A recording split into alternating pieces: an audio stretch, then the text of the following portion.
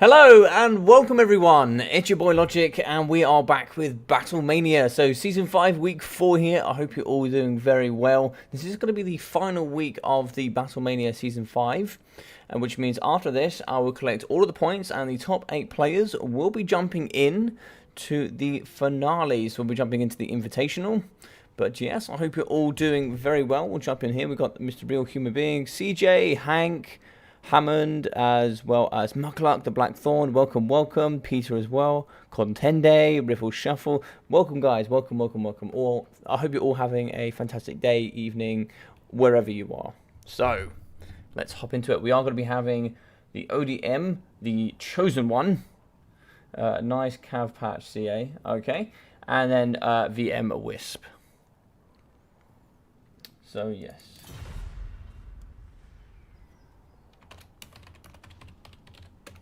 Alright, looks like we're all ready, so let's hop straight into it. I hope we're all doing well. Welcome. Hopefully you can all hear me very well. Getting Smalls, how are you? Mr. Papra, how are we doing? Into the semi-finals, I see. So the other semi-finals will be Papra up against Mr. Void Lols, of course.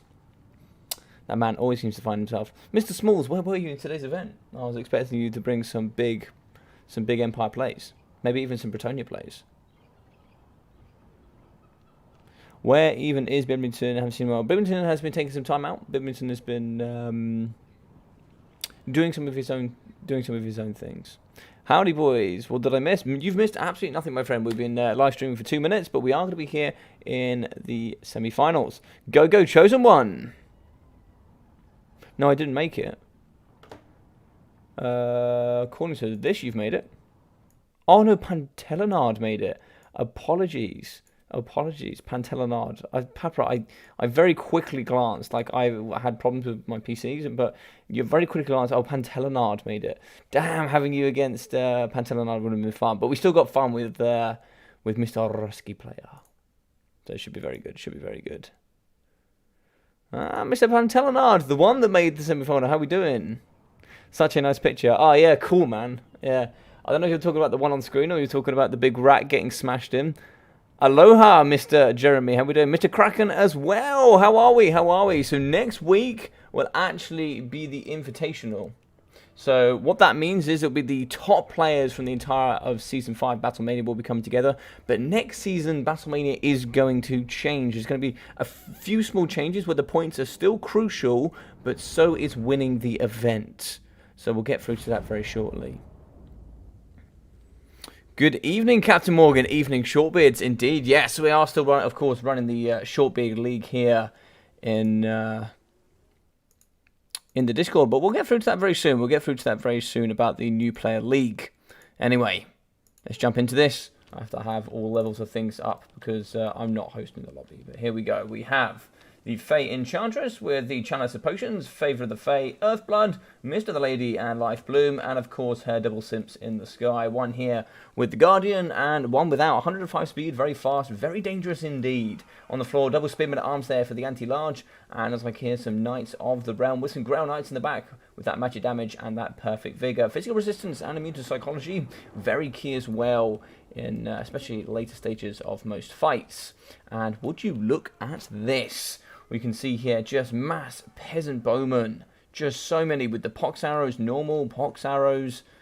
There's a whole line of them. 8 units in total and in the front line, of course. Some of that cavalry chaff, as we like to call it. The peasant mobs in the front, so we can really charge in, get that free damage and get out again, of course. But they're going to be playing up against the Wood Elves. In the front line here, looks like we have oh my god, triple Way Watchers is going to be very difficult to protect here with Mr. Chosen One. But Mr. Chosen One will have the Glade Lord here on a horse. The Glade Lady will have the Prey of Arathorama, as well as the Arrows of Kurnos. A couple of Wild Riders with shields here. Some more Eternal Guards with shields in the back as well for the anti-large and armor piercing. And the Zotes. Now, Zotes are really cool. I love Zotes. I wish we saw them more. Zotes actually come with Flesh of Stone and Earthblood, and they are just super fun units. I really like seeing them. We're going to hop straight in here. Only 2 units of cavalry here up against 4 on the other side, but we do have those Zotes. They are absolute cavalry killers here, that's for sure. Now, we do actually have a branch Wraith in here. Looks like we have Pendulum, Earthblood, and yeah, that seems to be it. Very interesting. No Scroll of Shielding. I really like Scroll of Shielding. I think it's probably one of the best items in the game for cost efficiency. 57 seconds of 20% damage resistance is nothing to shy away from. As you can see, wavering already are going to be the Peasant Pox arrows. Now they're going to shoot quite kindly, and then they're going to back away here. But they are going to be getting shot just by an onslaught of arrows. And you see that just dipping underneath that arc. That's really smart there, and some good micro here from Mr. ODM Chosen One. Now, as you can see here, the Bretonnia player with Wisp, he's got his work cut out for him, that's for sure. Arrows coming forward here. We're going to be hitting into the line here with the Peasant Bowman. The Peasant Bowman can certainly out-trade here, but effectively the accuracy is going to be on the side of the Weight Watchers. 3 against 8. Most people would say that's actually not too even, but with the right player, this is actually favours the Wood Elves, really. As you can see, look at that, just one volley deleting and almost breaking the unit there of the Peasant Bowman. Just trying to figure each other out at the moment, and as long as they shoot, that's fine. So obviously they're going to be reloading and then shooting again. There is a reload animation. I think for Weight Watchers is about 9 seconds, so you will have periods here where there does look like there is no engagement, but of course here, once we do run out of that ammunition with the Weight Watchers, it will start to get difficult. The front line is certainly not going to carry here, so we are going to need some of that cavalry support, but we also do have the Fae. Now, at all costs, the Fae cannot get shot. She needs to stay nice and healthy here. She needs that mortis effect there in the back, so she really start withering down some of the more elite infantry here with the Eternal Guards. In the back, though, still got the Glade Lords. She's still got her nets ready to go. If we can maybe net some of the Knights of the Realm, try and see if we can... looks like there's going to be Earthblood going down on this right-hand side, just to try and keep these Peasant Bowmen as healthy as possible. Keep as many hours firing forward as we can, but if we can net maybe some of the Knights of the Realm, or more importantly, try and get in the back and maybe see if we can get a net here on some Grail Knights and really start shooting them here with the Weight Watchers, that's where we'll start seeing them pay for themselves. So we do have some volleys here, yet again going into the Peasant Pox arrows. If we could take care of the Pox arrows, that'd be a little bit more important. Just get rid of some of that poison. As you can see, still back up into this corner. We do not have too much further to go. We can see that there is little bits of room, but not too much. Still maintaining this this nice figure here, this sort of rounded build where you really have to go around the flanks to get into this pocket, which is still protected by Zoats. It's a very nice army design. And coming a little bit too far forward here is going to be the infantry. Nice charges there from ODM Chosen One. He's going to be pushing in, trying to get as much free value as he can and getting out again. But as you can see, he's still taking lots of value on the way out, getting shot here by the arrows and also getting poked here by the spearmen. Shots going to the front. Unfortunately, not quite micro there by the Weight Watchers. They are going to be shooting the infantry, and that really will cost them on the balance of power. Infantry moving forward here with the Peasant Mobs, they are going to keep pushing back. At some point, you do have to give in and then start pushing forward your Eternal Guards, but then once you are, you're fixed in and locked into that scenario, where then the overwhelming cavalry here from Wisp can really start whipping around the flanks. Shots still piling in here. Now, whatever it is for this build, Peasant Bowmen are always going to pay for themselves here no matter what they shoot, so they're just happy to be shooting at this point. But here they are going to be shooting up against the lightly armoured Wild Riders. Only 40 armour. They do have several shields, but of course they have to be facing in that correct direction. Note over here on the right hand side, we can see that he's going to be putting in the Knights of the Realm. This could be deadly. Negative 20% missile resistance, and when you have Weight Watchers, that is absolutely devastating. Look at the shots coming in here. That is so much value there. Those Knights are going to be going under half health just from one net. That is disgusting value. So 1 of 3 nets has been used here. That's actually going to break those Knights. And if you're not careful here, they could get pushed off pretty hard. They're actually going to hit the Eternal Guards. They're going to get chased here by the Zoats. And a quick escape could be over this direction. Just like they are going to be running for this border over here. So they should survive. An Earthblood here and a movement from the Lady should be all good. Flying high in the sky, looks like we are going to be sending in the Paladins. Paladins are now going to be chasing after these Weight Watchers. This is where we get the Zoats in, and the Zoats start fighting. The Zoats will really wrap around these Paladins. Paladins still have 105 speed, but they are going to get pinned in by Weight Watchers. And here we go. The cavalry is all in, and now it's all or nothing here now. We are going to have a Chalice of Potions here in the middle, as they are going to bombard on top of the Paladins. Nice Pendulum here in the pocket as well, which is going to go straight through the Grail Knights, as well as the rest of that cavalry. Nice explosion here in the middle. It's going to do lots of damage up against the Wild Riders, down to 27 models. Very low on their health as well. 31 models here as well for the second unit. And like stuck in there, it's going to be some Weight Watchers.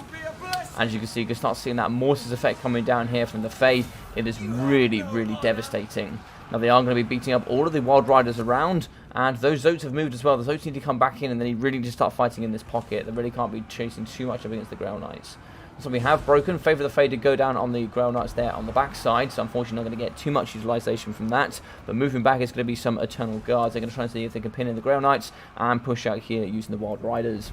In the middle here, we do actually still have the healthy double Paladin, but Faye is looking disgustingly low. She's getting pounded and grounded here by the Zotes. She's going to be down to 750 HP. She has broken. That Mortis effect is now going to stop. She's going to get shot.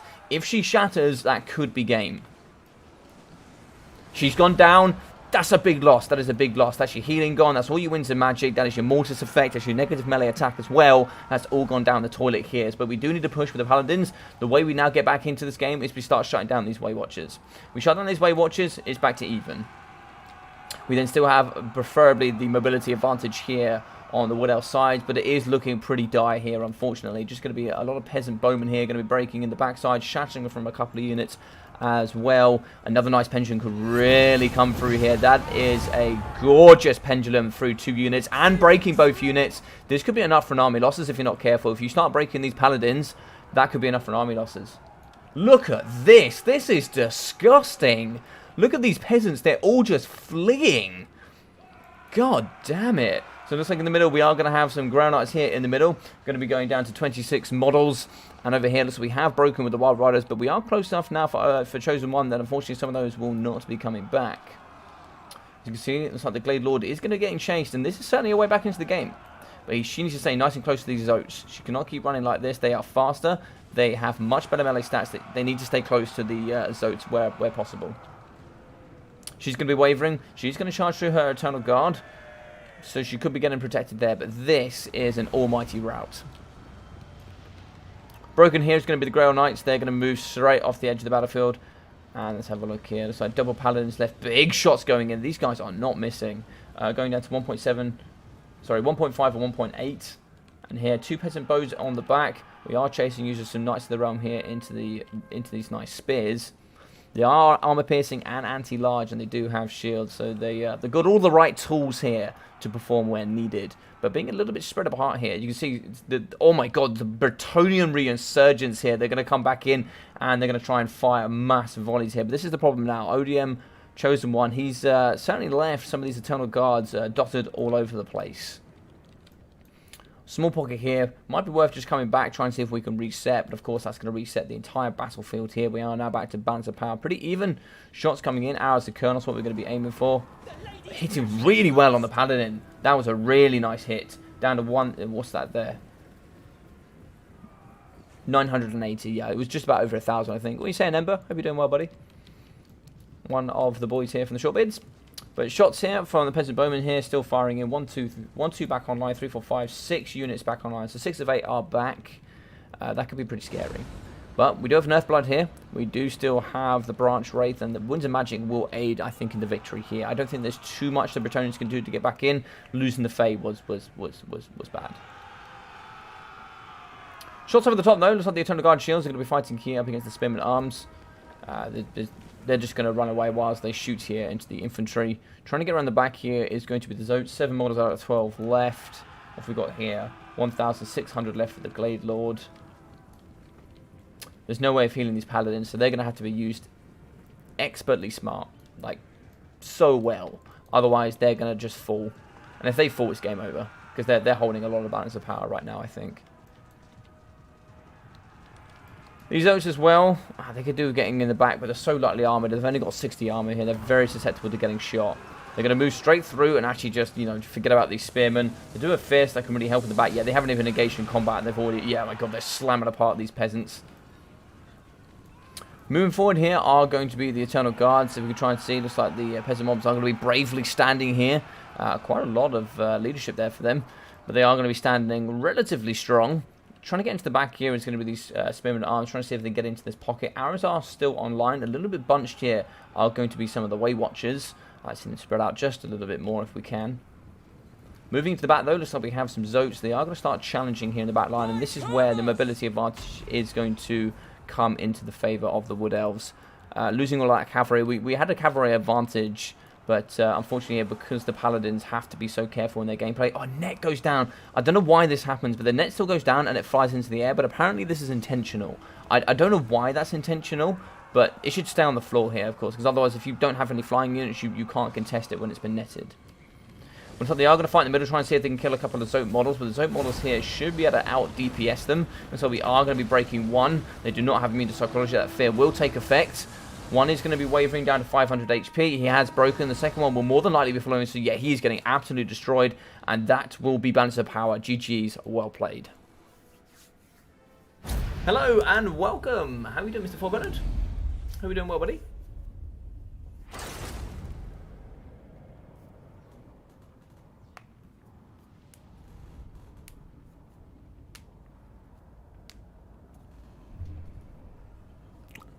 Peasants everywhere. I know, I know. Hey, Zypher, how you doing, buddy? Hey, Nickbit, how you doing?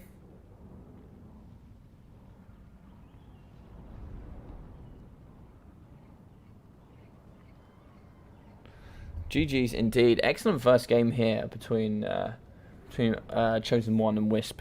Excellent game. Lovely game to start the stream, I must admit. A lovely game. So score here is going to be 1-0 for the Chosen One. Best of 3s here in the semis, and in the final will be best of 5. Just double check. That's fine. Cool.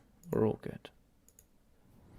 Lovely doubly. So 966 here for the Glade Lord, 677 for the Branch Wraith, 400 as well for the Eternal Guards, with 236 for the Eternal Guards, and for the Shielded variety 400. 500 and 108 kills for 483, 1,550, 1,586, and 1.8 here for the Way Watchers. So 250 for the Wild Riders, 168, and 1,984 here for the Zotes. So yes, really nice build, really enjoyed that. So we got 1,046 here for the Fate Enchantress, 1,250, 1,540 here for the Paladins. Paladins did very well indeed. 178, 57, 200, and 69 here for the Peasant Mobs. So actually they performed relatively well. 204 and 287 here for the Spearmen at Arms, and 800, 550, 1,100 there for the Normals, with 1,000 for the Pox, 400 for the Pox, 70, and 927, showing just how awesome they are. They are some of the most cost efficient in the game for range, for infantry range, that is. Very, very good. 59, 504 here for the Knights of the Realm, with 600 and 111 for the Grail Knights. GG's indeed. Right, let's get a blocker up. Let's get oh,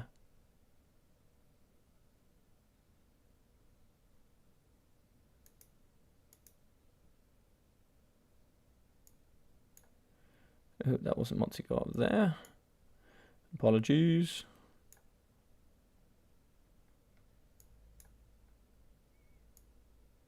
There we go. Right, there we go. Oh, you can still see that. Okay. We'll move that into the middle. Here we go. Alrighty, what do you guys think of that game? Close one, eh? A really, really awesome game. Any video with the Fae getting pounded and grounded is a fantastic way to start any stream. It's true. Hey, Sudoku, how you doing? Hope you're doing well. GG's indeed to ODM. Yes, big first victory. Guys, if you are here, you are enjoying all of the festivities today. Please feel free to smash that like button. I'd really appreciate it. It really does help. Counts as an interaction, and actually YouTube will promote it the more interactions I get. So it will go out to the wider audience. So if you'd like to do that, that'd be very kind. But at the same time, if you're not enjoying it, feel free to dislike as well. If you are new here, maybe feel about subscribing. I'm going to be doing, I do content every single day here on the channel. So yeah, that's just my small bit. But we're going to go into game 2. It looks like here we are going to be having Empire, and it looks like we are going to be having Beastmen. So, Beastmen, ban Lizardmen, and Vampire counts. Okay. It looks like Empire is the pick here from Mr. Chosen One. Now, Wisp is not a player that I've had the luck or the fortune of casting before, but looks like a very good player. So, Bretonnia game was nice. I like some of the plays in there, and Beastmen as well. So, yeah, maybe this is something that he's played, maybe picked up since the new DLC, or maybe there's something he already played quite often. I don't actually know, but of course, I know that I know a little bit more about Chosen One.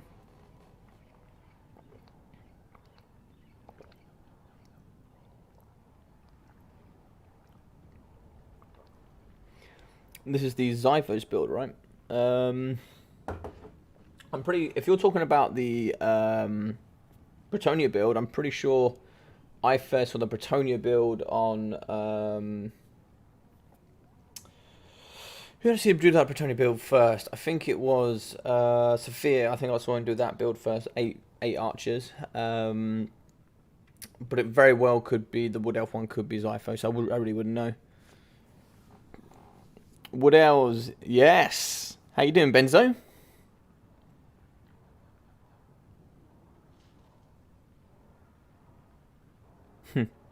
I mean, I like the cavalry fixes. It's just unfortunate that the beta doesn't have all of the in-game changes that we needed, you know? So unfortunately, not having those in-game changes regarding AoE spells, regarding multiple missile attacks from magic missiles, also some of the fixes to the chariots, I think they're way more important than the cavalry. They're like tenfold more important as well. It's like not even close how much more important it is to balancing the game and making the game more fun. Cavalry does need to change, but it's not instant. It doesn't need to change right now. Like it will change over time. Alright, so Pillar of Bone is the next map. The Bone Zone. So we're gonna move in. Should be very interesting here, this one.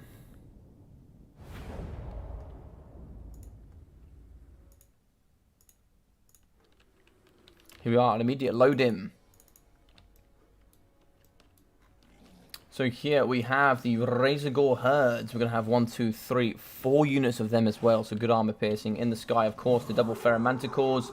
Very, very good indeed. For 800 costs, probably the most cost-efficient terror in the game. Torrox, the Brass Bull. He will have the Brass Body, Slaughter's Call, and Blood Greed. Very, very big bad boy indeed. We do have some Centaurs in the back, it looks like, including the Grog Hooves of the Wolf's Run.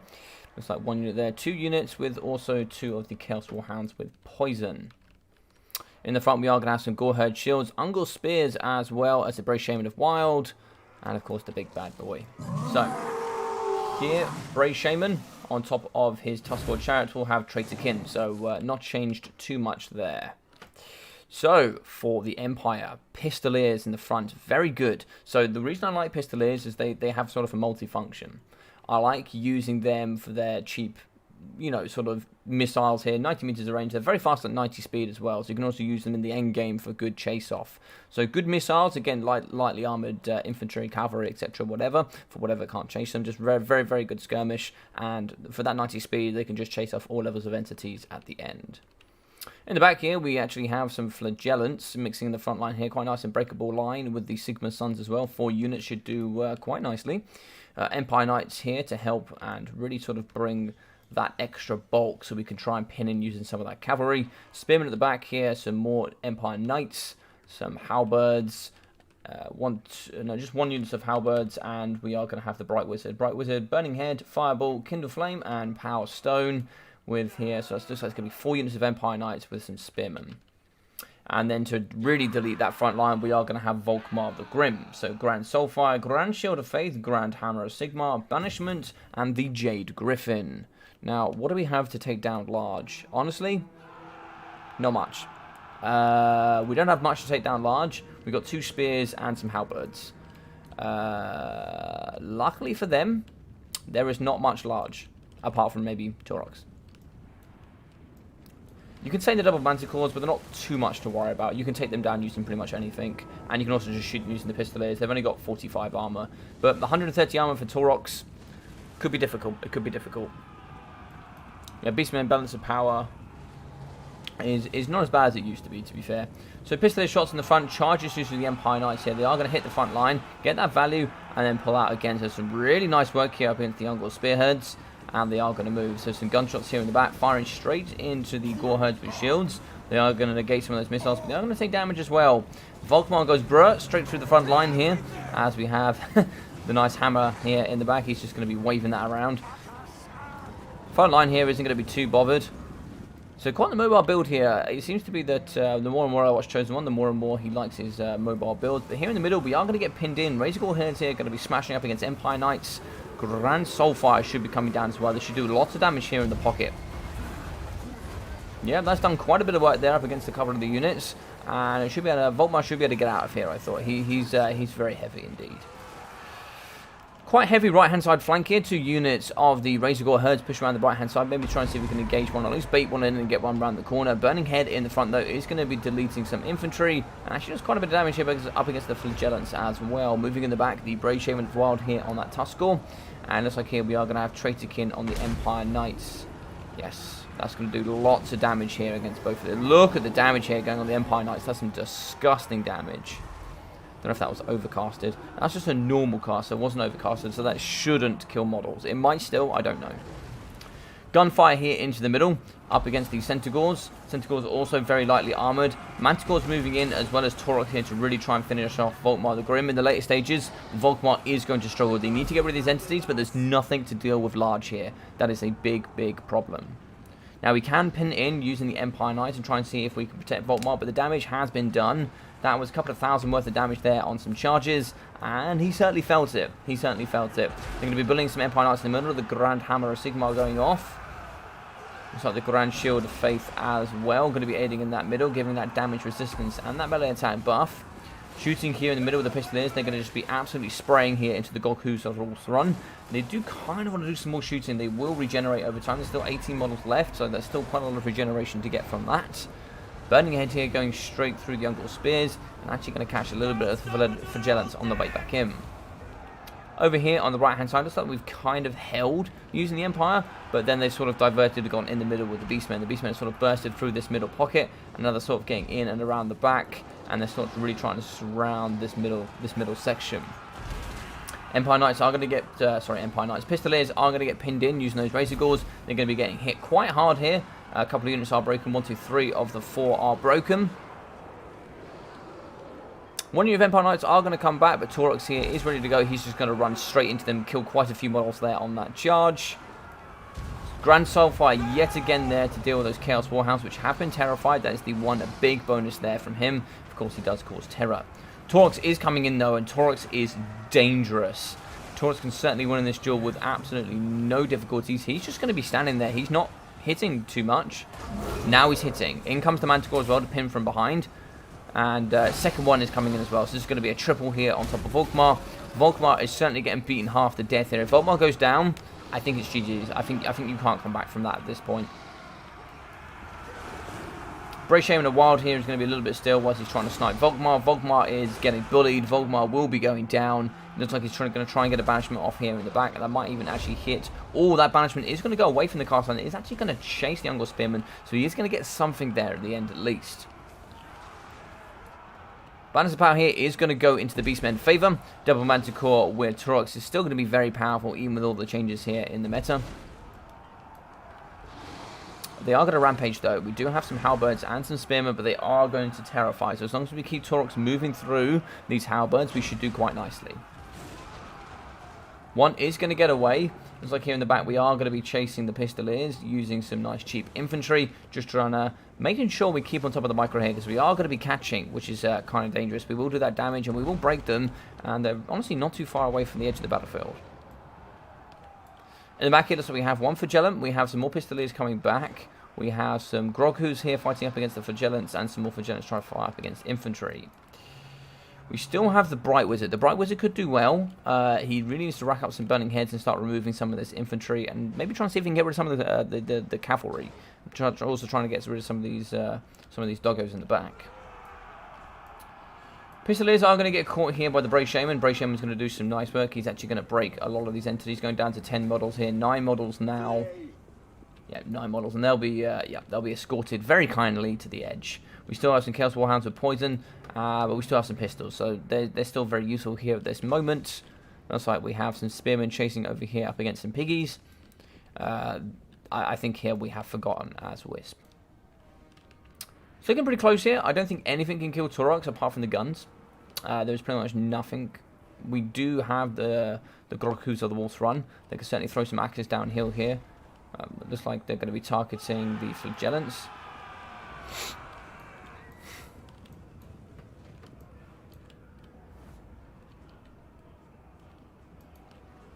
So one of the manticores is going to come back.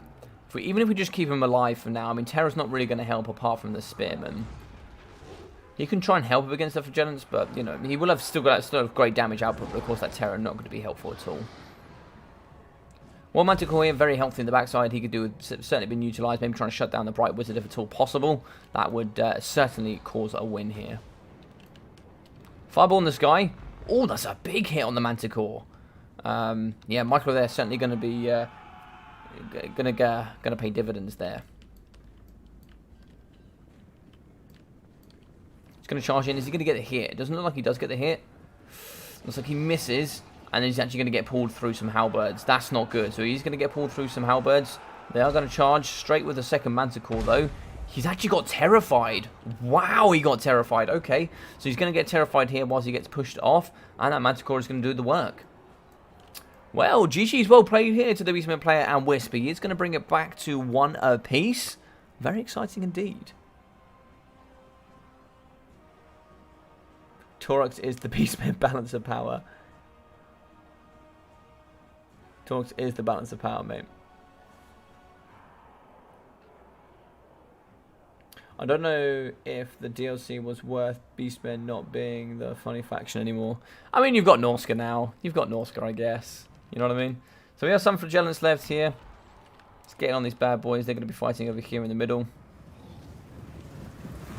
That's one down, and then it's going to be just the boys over here on the left. 4 models.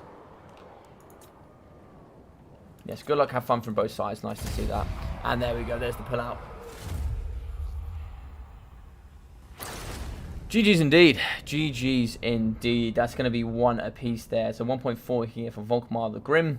450. Yeah, so some very good work here. So 830 from the halberds. 960, 450, 600 for the flagellants with 535. 850 for the Empire Knights. 250, 540, and 75 with 600, 288, 277, and 240, 280, 487 from the Pistoliers. 1.6 though for Torx the Brass Bull with 1,752 here for the Brave Shaman with 197 kills. Still very strong. 150, 174, 90 with 270 and 260 for the Ungor Spearman. And for the Goreheads, 504 and 180. So, yeah, not too bad, not too great either. But 230 and 908 for the Grog Hooves. We got 90, and for the Poison, 103 for 103 for the Chaos Warhounds. 280, 400 for the Razor Gore Herds. 860, 1065 for the Razor Gores. Oh, nice, 1065, 860. Yeah, very good indeed. With 760 and 1.2 here for the Ferromanticore. Yeah, very good, very good. Right, let's put up a. This will do for now. Actually, there was some other ones that I was sent. Yes, we'll put up this here from Ducky.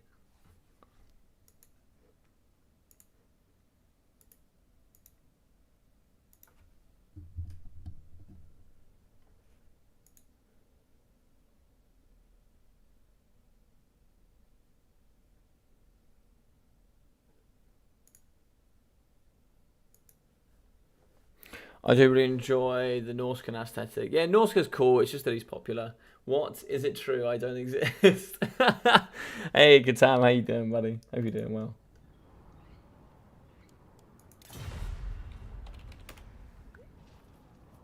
So, it looks like here Wisp is going to be going Greenskins, Vampire Counts, and Dark Elves, banning Beastmen.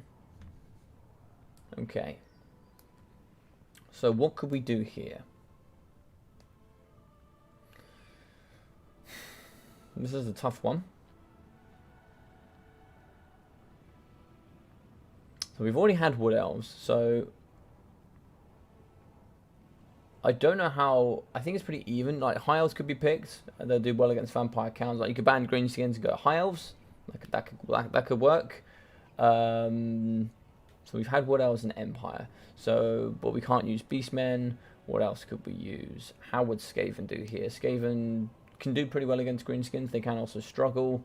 They do okay against Vampire Counts, and I think they do pretty well against Dark Elves. And they do struggle against Elves, to be fair. They do struggle against Elves.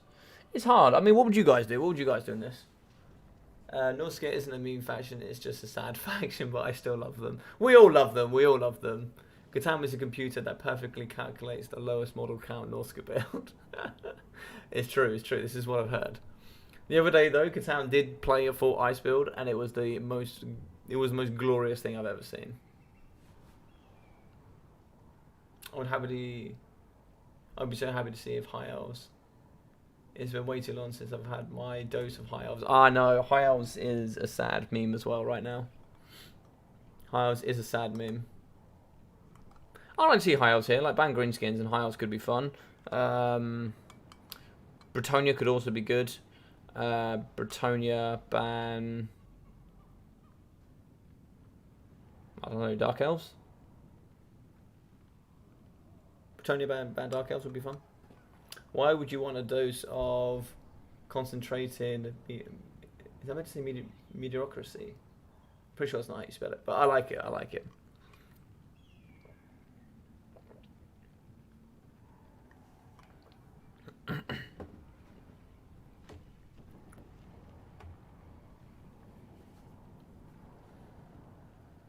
You want to watch yourself though, Zypher, because Katam is a computer expert. He might remove you from Warhammer.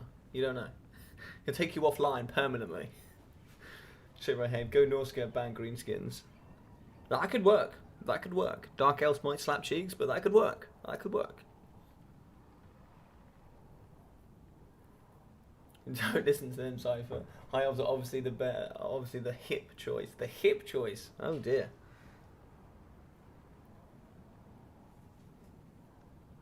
Lizardmen could be good. Lizardmen could be good. Lizardmen ban... Yeah, Lizardmen ban Dark Elves. That would be the obvious pick. Yep, that's a good shout. Nick Colby. How you doing, Nick Colby? I don't think I've seen you here before, or at least not too often. How you doing? Hope you're doing well. Welcome to the channel. I thought I was the one with the ban hammer. You are, but the thing is Catan could permanently ban you from the internet.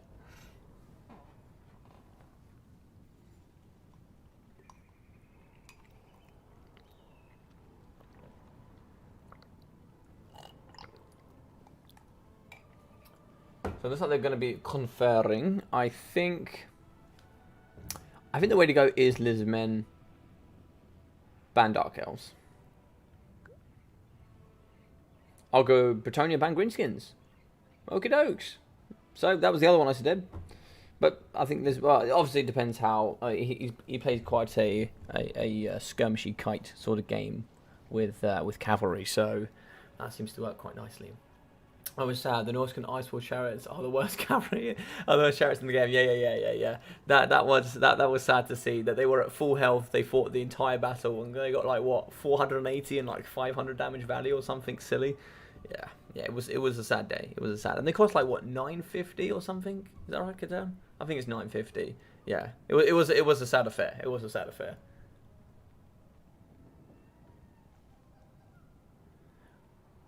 I feel like we're gonna get a real slow zombie unit attack at a time mirror match.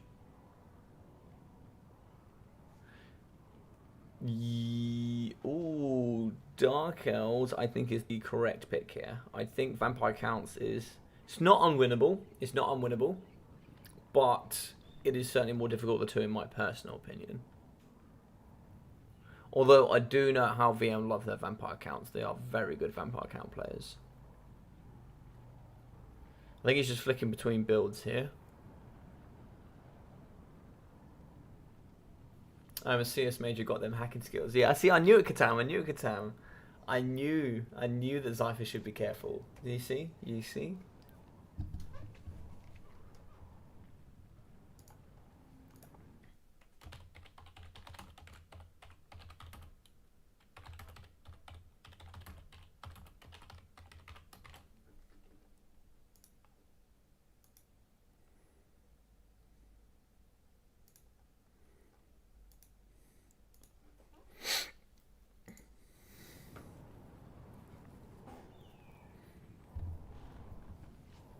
This surprises me.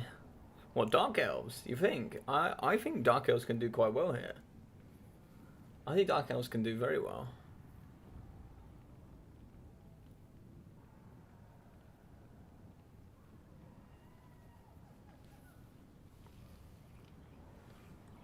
Yeah, they got good skirmish, good armor piercing. Infantry does quite well as here. Infantry is very cost efficient.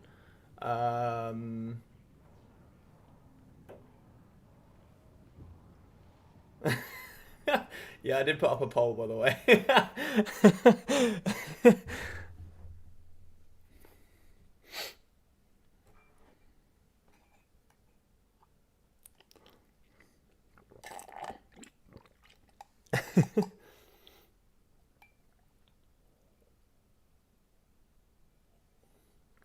Let's get that tea in. Get that caffeine on board.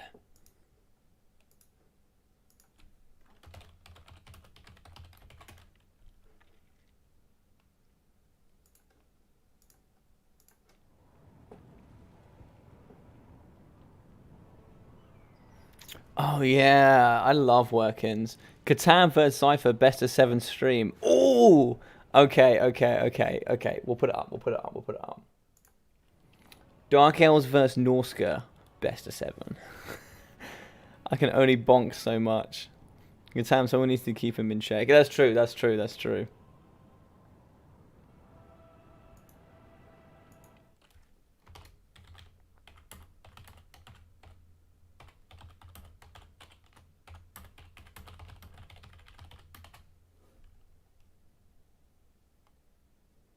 All right, there we go. It's down to the people now. It's not down to me anymore. It's down to the people. So we all know the votes went that Zypher should be scared of Catan, but the question is, are we going to put that into practice? All right, looks like it is going to be Dark Elves, and we're going to be on Southern Chaos Waste as well. So we do have those bolt throwers, but we also have this. This is a particularly interesting matchup. For those that haven't seen, I actually did do a game, actually specifically of Pantelenard and Zypher on this particular matchup. You can normally see Marathi Double Manticore here in this match. You're going to be seeing some Cold One Knights for the anti-large and armor piercing. It can be difficult.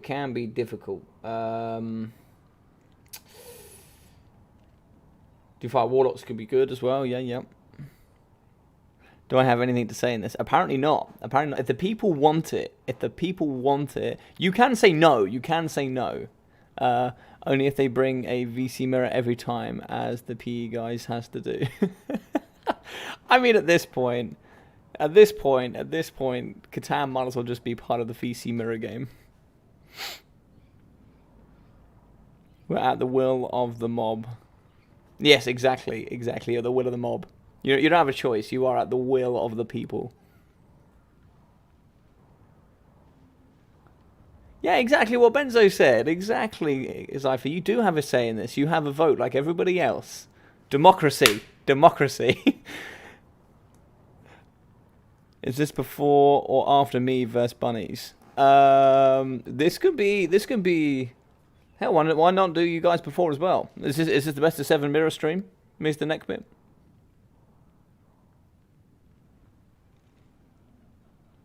It looks like we're getting it so far. We had 14 people out of 30 votes in, so everybody here gets a vote. Everybody here gets to say. By the way, for anybody that is new here, I can't see who voted on what at all, ever. I can only see who said yes or no as a percentage. I can't see who voted. So if you are concerned about me seeing what you're voting or whatever, I can't see it, and nobody else can either. So just add us and make a VC free-for-all.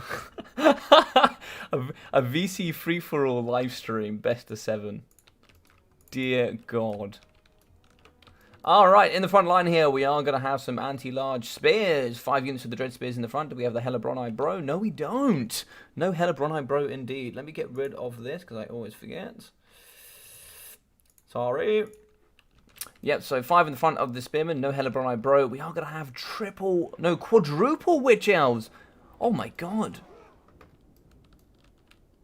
We're going to have Quint Witch Elves. God damn, the Bikini Squad's coming out strong today. 3 units of the Cold Knights for the anti-large and armor piercing. And in the frontier, we are going to be having the Assassin.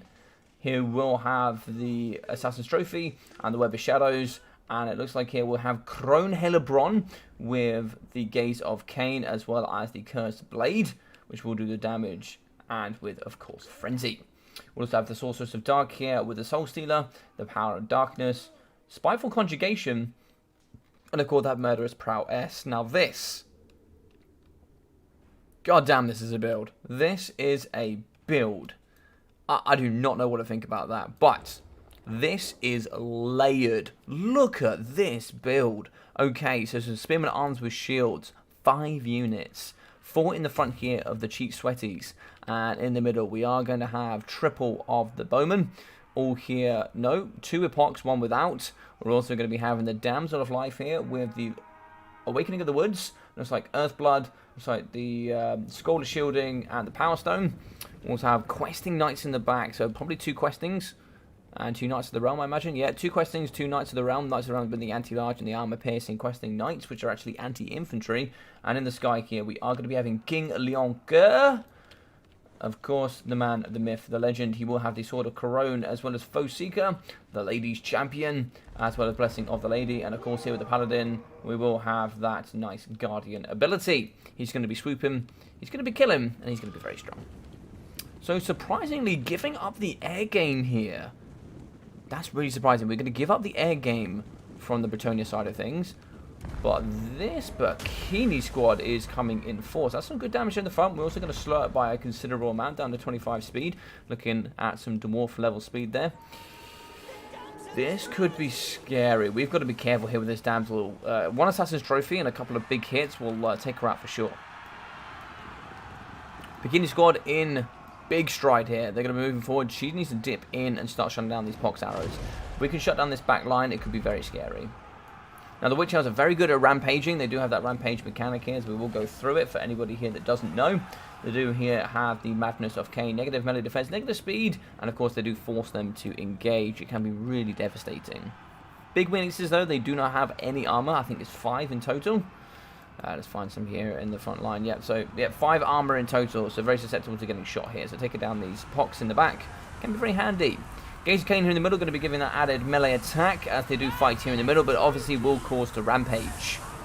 In the middle here, we do actually have Crone Helebron herself fighting in the middle. We are going to have Web of Shadows, Assassin's Trophy here going down on King Leoncoeur, putting him down to 21 melee defense. We are going to be fighting in as well with the Paladin. Lots of physical resistance up to 45%. We do have Soul Stealer in the pocket as well, fighting alongside the Sorceress of Dark. And backing off here, it's going to be King Leoncoeur. He's going to be running away. He wants nothing to do with that battle there. And in the front is going to be helping with the Cathalite Assassin. Moving into the back here, we do have the ladies. They're going to be coming in strong here. But we do actually have the knights pushing in. They're going to do some big thumping here in the front line. But a lot is more than likely going to rampage. Over here in the backside, we are going to be trying to recover some of these peasant arrows. If we get them back in, we can certainly start shooting. I actually missed the field trebuchet, but that's going to be going down as well. Looks like peasant mobs have shattered and running away. We're more likely going to shatter very quickly here with the field trebuchets as well. Ladies are quick, 44 speed. They'll catch any foot infantry here from the Bretonnians.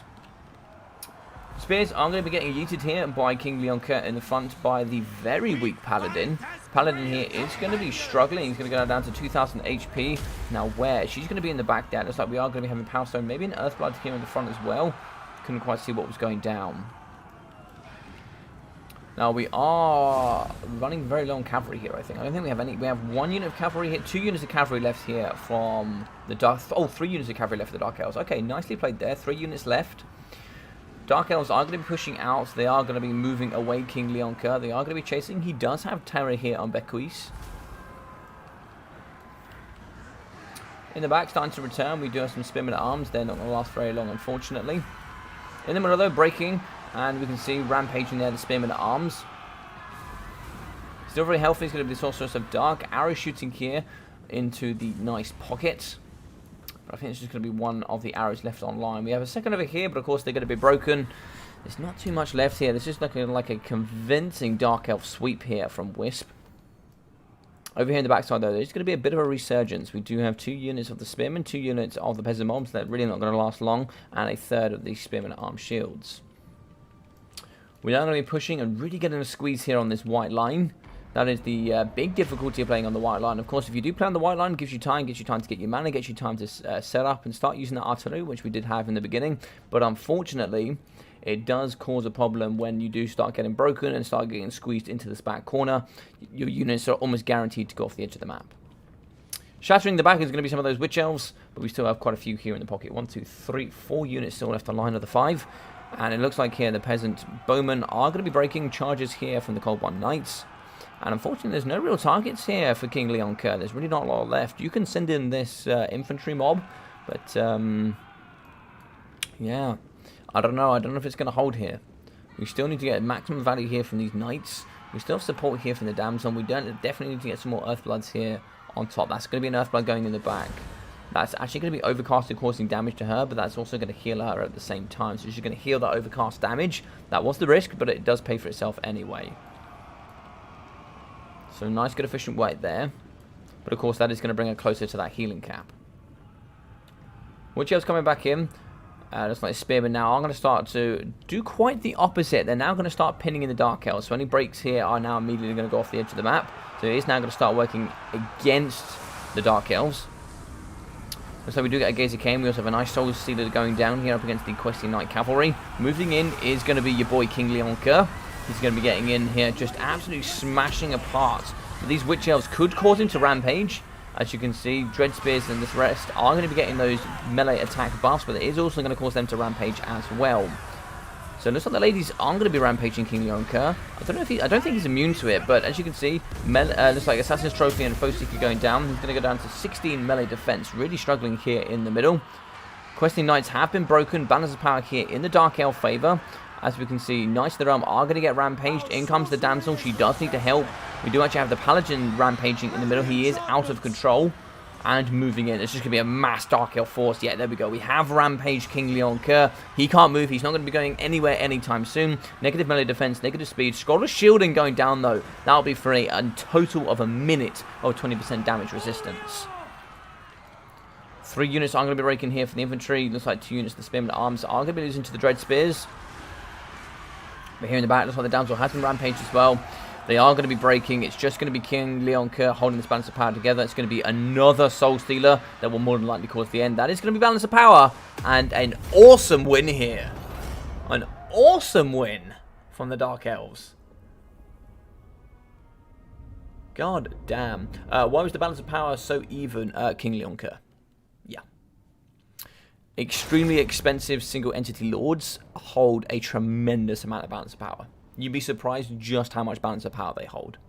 Like, he's like, what, probably nearly 3k in value. Like, he's not only already a quarter of your force, but he just holds more than that. Just holds more than that. So, we can see only 502 here for King Leon Kerr. So unfortunate. 784 here for the Damsel of Life, with 330 for the Paladin. So unfortunately there, the core not quite getting the value of, unfortunately the Damsel actually outperforming Leon Kerr and outperforming the Paladin. We got 326 from the Peasant Mobs. God damn it. 59, 31, and 85 here for the Peasant Mobs. 274. I've never seen anybody get so excited over Peasant Mob damage value. We got 211, 36, 190, and 200 for the Spearmen at Arms. 500, 240, and...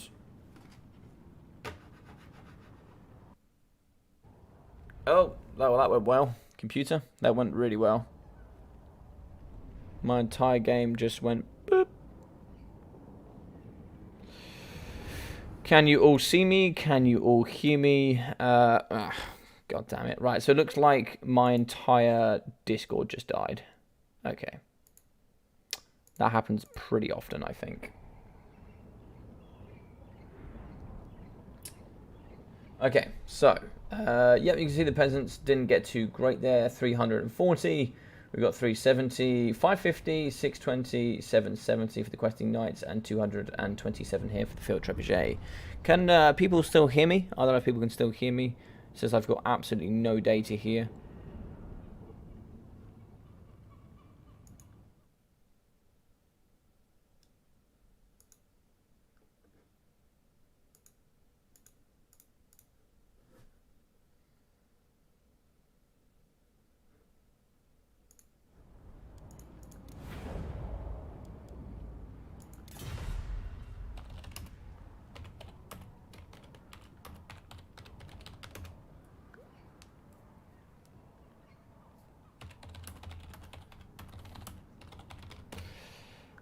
would look like I'm not streaming. Cool.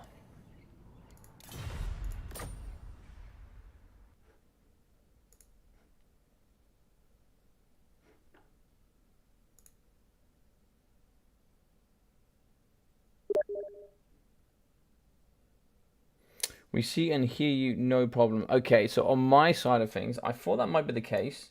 On my side of things, everything's crashed. My entire internet browser has crashed. So I cannot see or interact with any of you.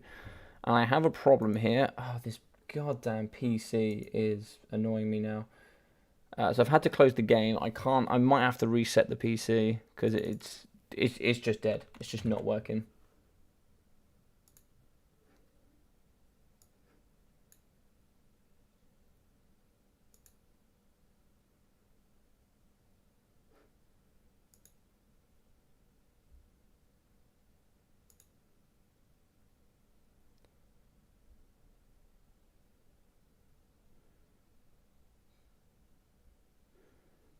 Okay.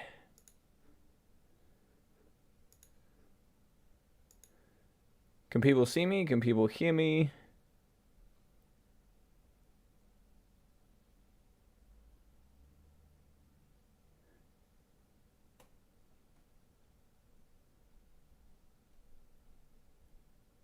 Hey, Zle, how you doing?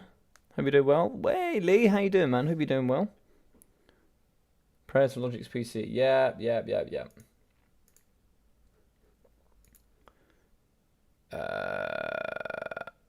It says I'm having real problems on my stream health for some reason.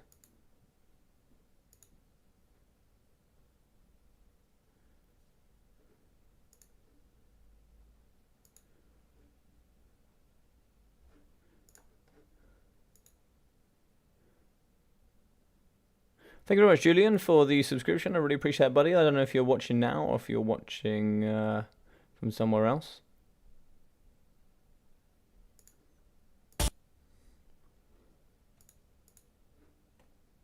Alright, let's try and see if we can get this game loaded.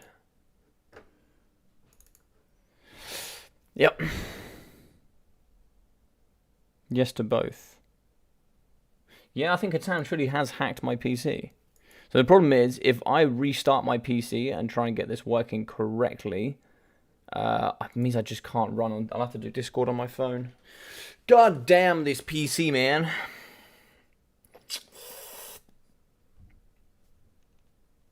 PC sucks. Right, I'm on my phone.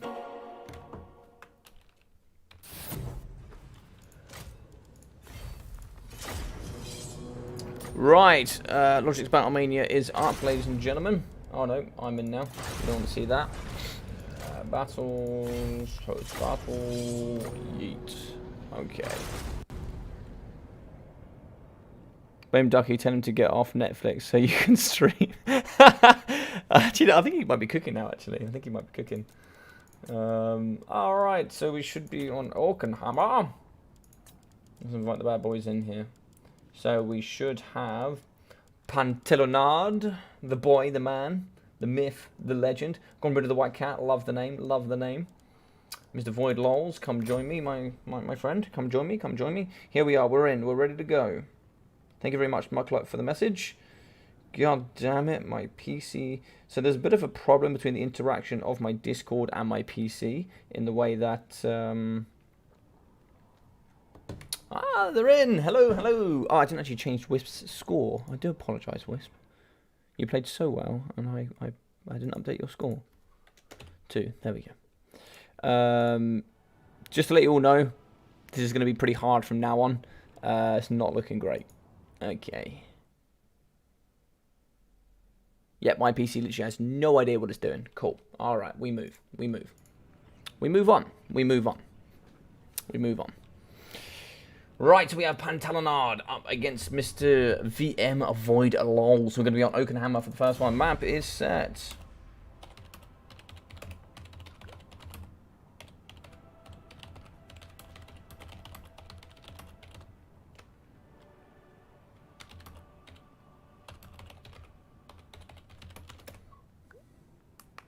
Welcome, gentlemen. We are here with the Hall of Champions, indeed. Maybe that peasant mob deserves some better food for their performance. Yeah, maybe. Those peasant mobs performed way and above. Avenge me, brother. Avenge me, brother, says Papra. Avenge him.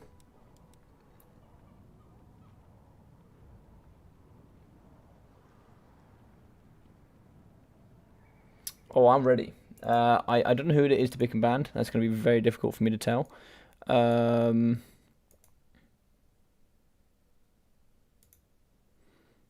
Pentelanard. I think I can work that out, yes.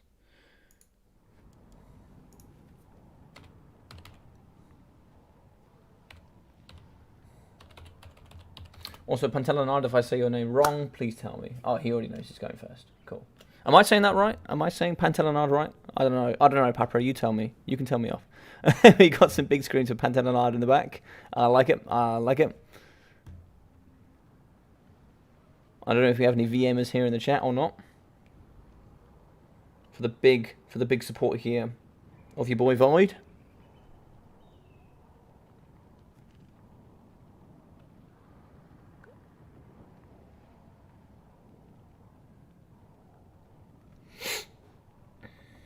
So Void is the first person that is actually 100% already confirmed in the final. I think Grombrinder with I think he played today and did well enough, or he was far enough in the tournament to earn himself enough points to get in the finals. Well, I don't think anybody can catch with him because Dacta didn't play. So I think they're the only team that were confirmed with just playing in the tournament. So the other spots are up for contention. That's for sure. You're saying it perfect because you pronounce it. Yeah, but you can also pronounce it 20 stack abuser. All right, one second. All right.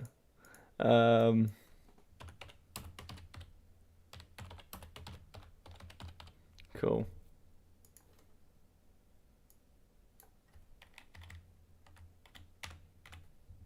Cool.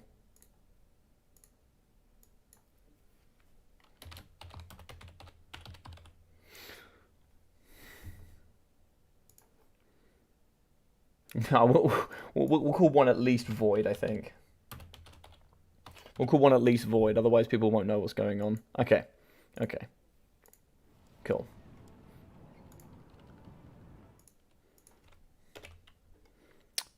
My entire computer is now like entirely black. I've got like small spots on my screen that I can see and I'm trying to work out what I'm doing. My whole PC died, but if I reset it, I lose the entire stream and I have to restart again. So I'll try and keep it together for you guys.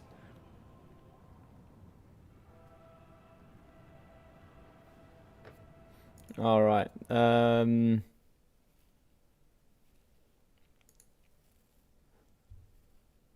Alright, so the people have spoken. It looks like there will be a best of 7 on the channel with Gatam up against Zypher. So you two prepare each other.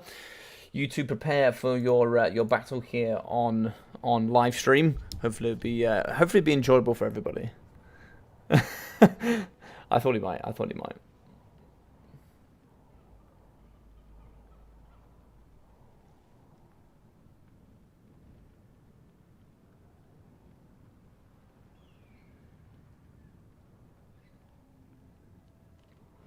All right. So can you guys hear me very well? Is the quality good?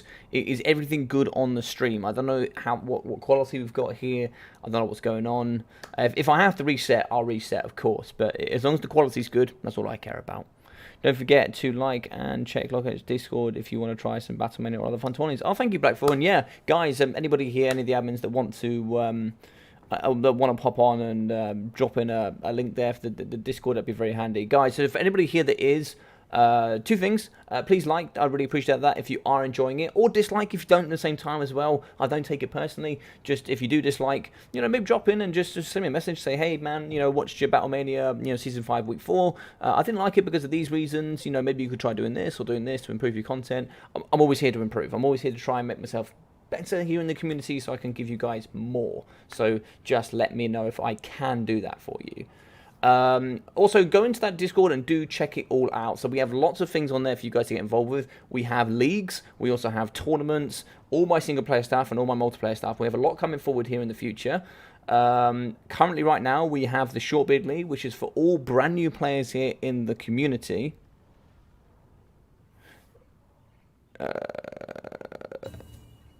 So for all the brand new... Sorry, I thought someone said I was muted. For all new players in the community, we actually have a new league. So with the new league... Am I muted?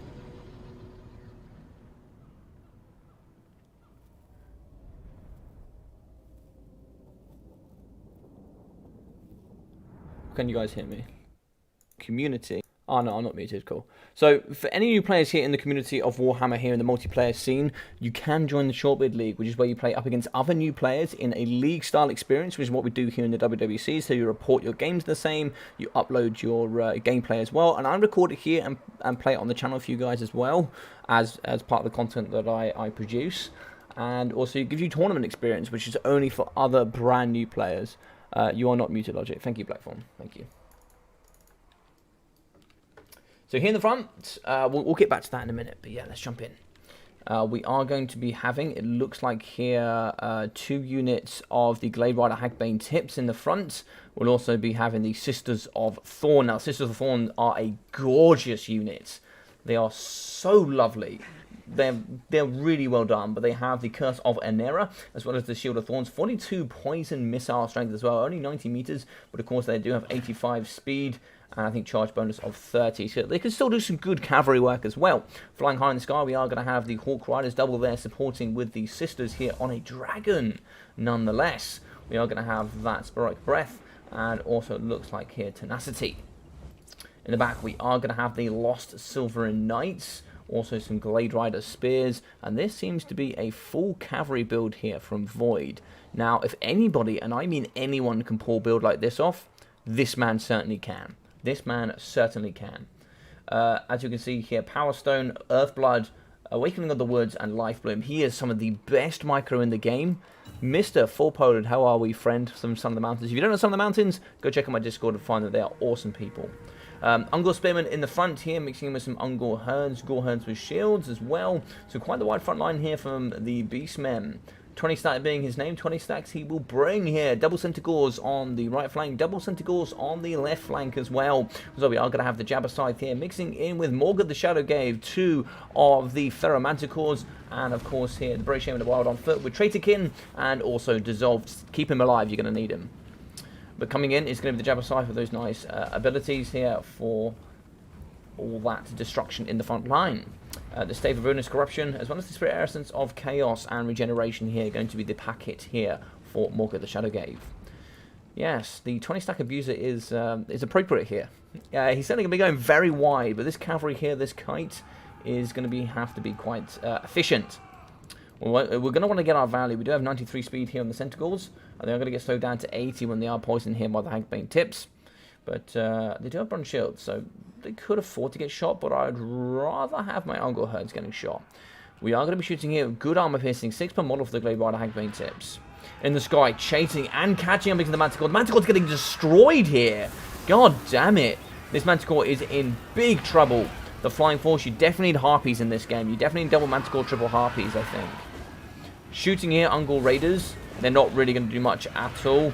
Getting abused here, the Ferromanticores. It looks like here we have Shield of Thorns going down, as well as an overcasted Earthblood to keep everything healthy and keep everything smiling. It looks like here the Hawk Riders are doing very strong as well. Hawk Riders actually slapped, man.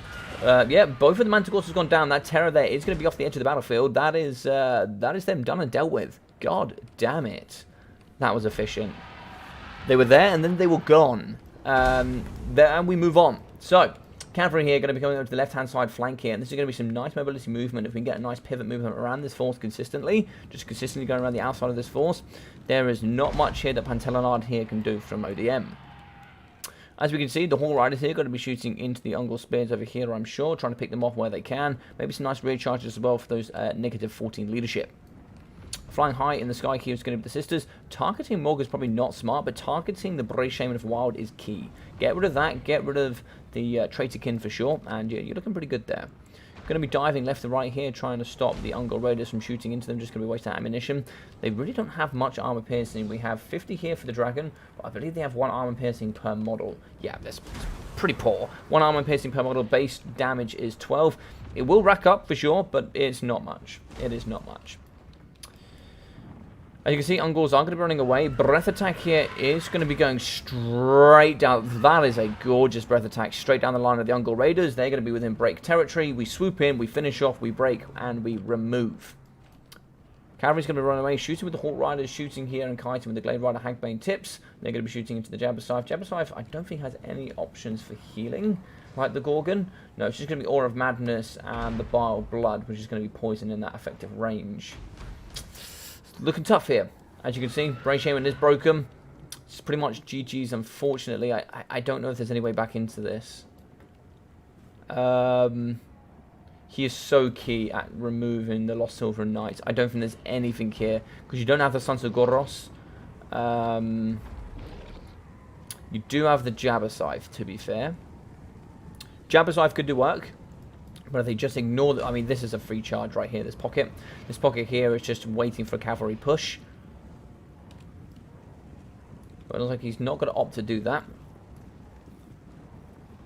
So Bray Shaman is down for negative 28 leadership, 150 health for him. So we're going to be breaking and pushing off the Ungor Raiders in the back. Shooting here using the Hagbane tips. They've only got a limited amount of armor. So we're now going to be shooting into the Jabberscythe. Jabberscythe does have to be engaged in melee combat to get that Mortis effect. He's going to be trying to juke the best he can, but these arrow shots are piling in. He's taking a lot of damage as well. Armor Sundering going down, putting him down to 30 armor. So, of course, yeah, you're not going to need... It's not going to resist as much of that base weapon missile damage. Big shots coming in, big hits.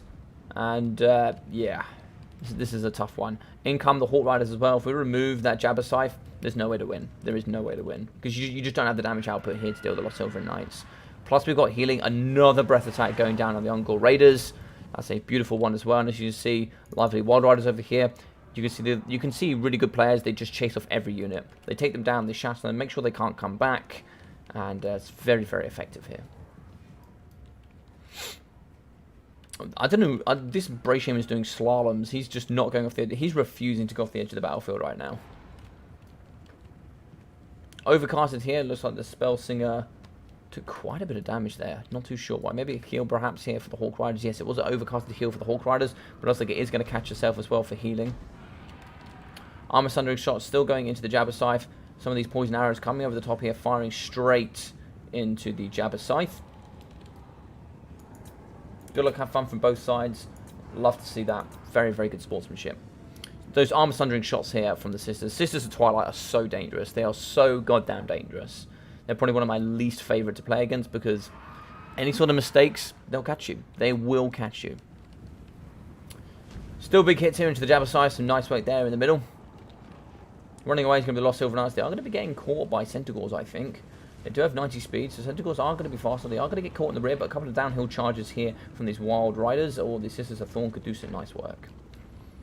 Jabberscythe down to 1.8k health, but the Sisters' ammunition is running low. Now, you still do have a very healthy and tanky Morg at the Shadow gave, so maybe there's a way back into this. Maybe.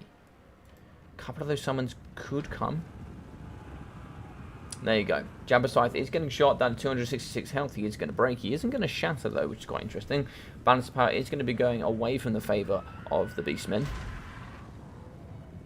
Negative 9 leadership, so it's not done for yet. Negative 1 now, as he's not getting fired upon. Once that does go, once that negative stat goes, he will come back. Yeah, negative 80 there. So he does have negative 5 base leadership, but should get 5 there if he does come into contact with any friends. So he's coming into contact with friends, so he should get some support there. Doesn't know if that's actually going to offer him any help, because he is getting chased here by the Hawk Riders. There should be stronger and faster enemies nearby. But flank should have been secure. I don't know why that was not coming back. Yeah, flank's exposed now. Interesting. Okay, so shots coming down here. Terrifying, trying to terrify over the top here of the Centaurs. Still firing here and kiting using the Sisters of Thorn.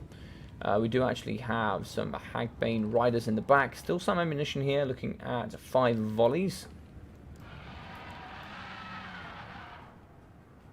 So we get a nice look over here. We can see that some of the Hagbane tips have been caught. They don't have any ammunition, so they are going to be pinning here in the forest, and we can shoot over the top. We are going to be charging in using the Lost Silver Knights, and backing off here is going to be the Centaurs. In the middle here, Morga the Shadow Gave is still going to be pushing, just getting ignored here, and I think that's the perfect play here from Void Lols, and he knows it. Just ignore Morga. Like, he's just going to be able to out-heal whatever you throw at him. You also have 75% missile resistance. Now, for those that don't know really what that means, it makes him somewhere in the region of about 6 times tankier against missiles.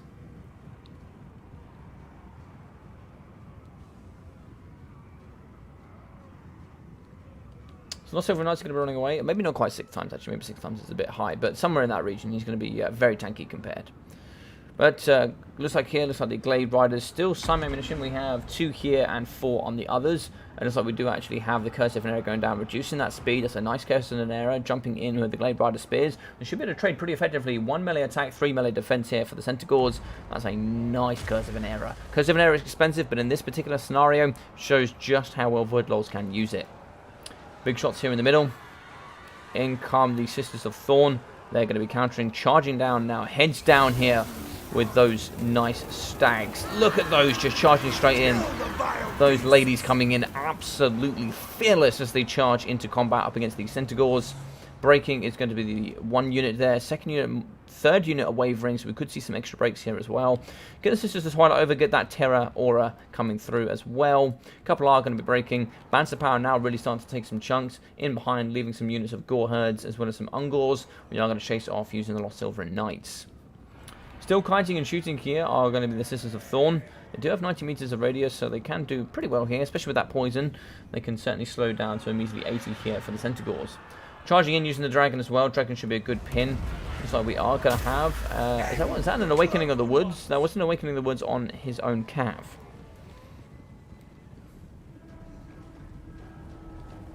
So good damage there. So we have broken some more Centaurs. They actually got terrified. So 1, 2, 3 are broken, and I think the 4th went off. So these 3 should go.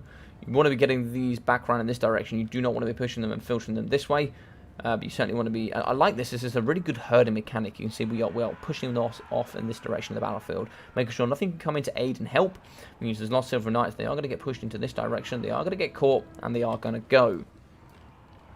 Infantry has now been segregated away here from the Lord, so they're not going to get those leadership buffs. So terror routing can be a lot more efficient. Shooting here using the Sisters of Thorn still. We still have some ammunition on board. 1 volley left here to go. Could be some nice work here into the Gore Herds. Playing it very safe here is going to be Void. That's the last one going in, so now he has to engage. Oh no, actually we still do have some ammunition for the Hawk Riders. In the back here though, it looks like we are going to be charging into the back here. We have some Gore Herds fighting up against the Glade Rider Spears. That's a good win there. That's a win for the Beastmen. Getting them off is quite handy. 94 speed is no joke. We still have some volleys to come through here, but we are going to be charging in using the Lost Silverin. Another Wildwood here as we try to get away using the Spellsering of Life. Charging in using the Sisters of Thorn and the Dragon here to try and clean up crew. Good charges, rear charges, terror, all of the alike are going to be breaking all 3 units. And now we just have a couple left here in the middle. Morga is not unbreakable, so he will be more than likely going down here with Balance of Power. And that is going to be a big win here for the Wood Elf player. Does that dragon have breath weapons? I haven't seen any. Yes, it has breath attacks. It has Spororic Breath, which is the Forest Dragon equivalent. So, that was an interesting game to start. Panther just given the lead to Void. He'll reverse sweep. Reverse sweep is on the cards, we see. We say it's on the cards, okay. He didn't want Void to feel bad and get stomped in 2 games. Yeah, that's true, that's true. So actually not quite the 20 stack here, but Pantalanard is going to come here with 18. We are going to have 61 damage value here for Shadowgave. 1,058 for the Brave Shaman, so still some nice work there indeed. 68, 65 here for the Spearherds. 125, 300, 170, 275, and 802 for the Gore Herds. Actually quite nicely pushing off some Glade Rider Spears. 160 and 270 for the Ungor Raiders, with 408, 370, 725, and 79 here for the Centaurs. What's up, Hadries? How you doing, bro? Sorry you couldn't make it today. 112 and 506 here for the Manticores, with only 7 for the Jabberscythe. So, for Void, these numbers we want to see. So, 3,200 for the Sisters. God damn. 510 for the Spellsinger of Life. 200 and 167 for the Glade Rider Spears. Good, fast, effective chase-off. 405 here for the Wild Riders, with 484 here for the Lost Silverin Knights. 844 and 1,441 for the Hagbane Tips, with 735 and 900 here for the Hawk Riders, with 762 for the Sisters of Thorn. Very good. Very, very good. Going to work now. Enjoy the rest of BattleMania. Going to work now. Wow. Good luck, buddy. Good luck with the close-up, I imagine. Yeah. Take care, Lee. Nice having you on, mate. We'll see you soon, Mr. Roman. GG. So the next map is going to be the Pillar of Bone.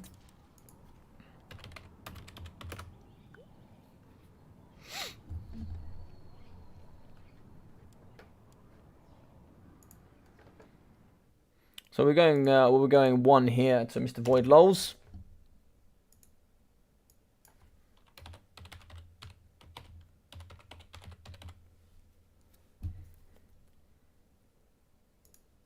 We'll update the scoreboards and the cards there.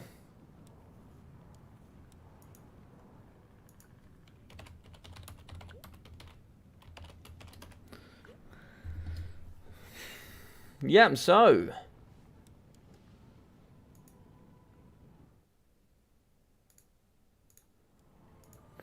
what do you guys think about that first game? The values on those Wood Elf units was garbage. Besides the Lord, looking at those, what they could have lost. Yeah, I think the damage was enough. Like, that just shows you how efficient Void was with chasing off. Because of course, if you chase off a unit and you don't completely destroy that unit, you're not going to get its full value. So the fact that actually he was able to get such a low value on quite a lot of things and actually still win pretty convincingly was quite strong. Oh, dearie me. Are we going to see it, Katam? Are we going to see it? I think we might. I think we might. What do we reckon, ladies and gentlemen? What are we thinking here from Pantelanard? What do we expect? Do we expect him to go a particular... What do you reckon, Cypher? What do you reckon? What are we expecting here? Is he a common player of any particular faction, potentially? Hey, Mr. Jellyfish. Yes, those... nice to see you here, my friend. Hope you're doing well. Those manticores got destroyed. Indeed, they got destroyed. What do you reckon, Papra? Of course, both you guys are teammates. What do you reckon... the Pantaman's name, yeah. Pantalam... Oh, yeah, I called him Fanta Lemonade. Hopefully he sees that in good jest. I hope. I hope the boys from ODM enjoy that. Hey, Philip, how we doing, man? How we doing? Kalanowski.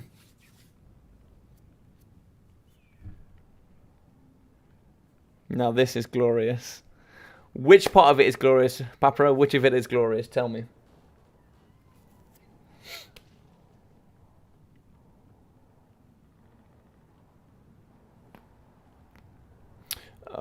That's just because he didn't even need his shock cavalry. Yeah. Yeah, I will call on that for now. What, Fanta Lemonade? I thought you guys might like that. Ooh. So Norsca banned Wood Elves and Bretonnia. So two very good bans. Vampires would have done quite nicely here. Vampires do very well up against Norsca. But it looks like Dark Elves is going to be the selection of choice. Now, Dark Elves also very good. Could be interesting. Yeah, he's a good dude. He's going to like it. Fanta Lemonade is absolutely glorious. I love it. I hope you... Okay, I thought I could do it. I just did it anyway. Yeah. I had to keep one of them realistic as well. I have to keep one of them realistic, because otherwise you guys won't know who I'm talking about. But I guess Fanta Lemonade is pretty... It's pretty obvious. Mr. Artisan Tech Priest on Balloons TD6. I don't think so. You get yourself online and start playing some Warhammer, sir. Yeah, it's still DE favored. Yeah, for sure, CJ. Yeah, for sure. VC and VP was good picks. Yep. Agreed. 100%.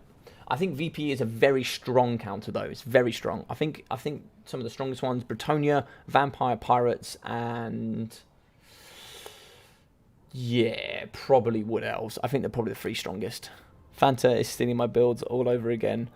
Classic Fanta Lemonade, man. Just stealing builds, mate. Stealing builds. I think Norska like 0.25.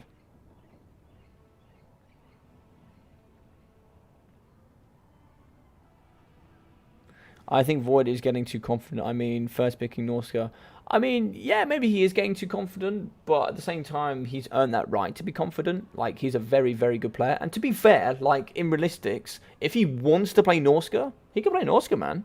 Yeah, no worries. Hey, Mr. Rusky Jim, what's up, my guy? What are you saying? What are you saying? Welcome back to the channel, my friend. How are you? I hope you're doing very well. Hope you're doing very well. Nice to have you here, my guy. Nice to have you here. You just missed an absolute exhibition here from Mr. Void Lols. He just shows what's up to the Wood Elves. Played very well. He played very well. But I believe Fanta Lemonade. He certainly has some. Certainly has some stinky ones in his pocket. He can come back with vengeance, I think. Indeed, indeed, indeed.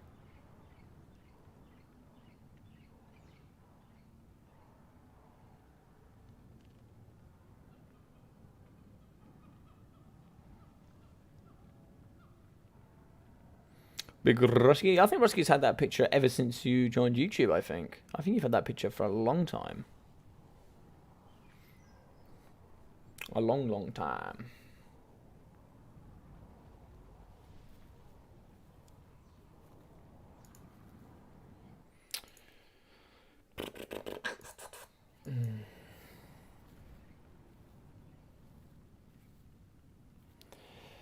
But yes. What are we thinking? What are we thinking?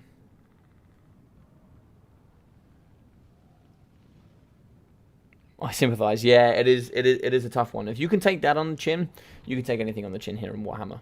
Certainly can.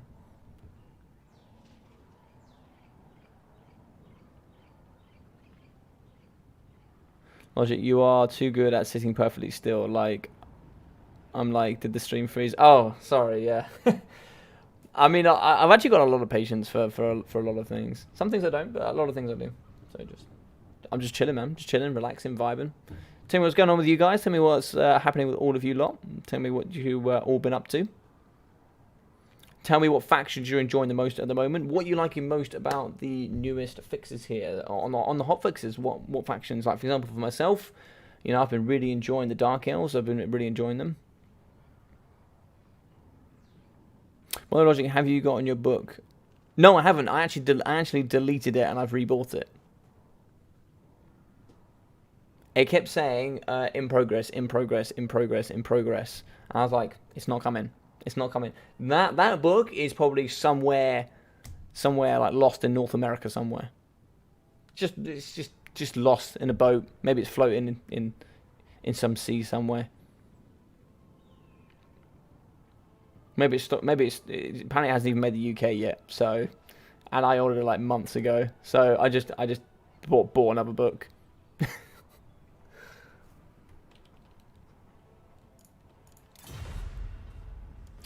For Papra says Fanta Lemonade. I'm sad Marathi isn't Giga Super Ultra Mega Broken anymore. Yeah, fair enough. But I'm still enjoying Dark Elves. I'm still enjoying Dark Elves. Whether she's Super Giga Uber Broken anymore, I don't know. But I did see somebody send me a video of where what was really broken, like Blood Raw would give like -16 leadership, like map wide. At certain points, I think it was something. I can't remember what it was to do, but he would do something and it would go like map wide. I was like, oh god, oh god. Did you hear that Human Boy is gonna be selling his book again? Which book is this? Which book? For Fanta, yes, for Fanta Lemonade.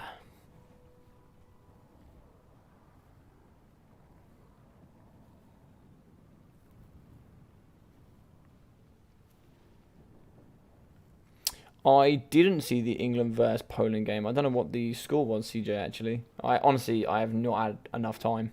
I've just not had enough time. Alright. Fanta Lemonade against Mr. Void Lols. What do we got? What do we got?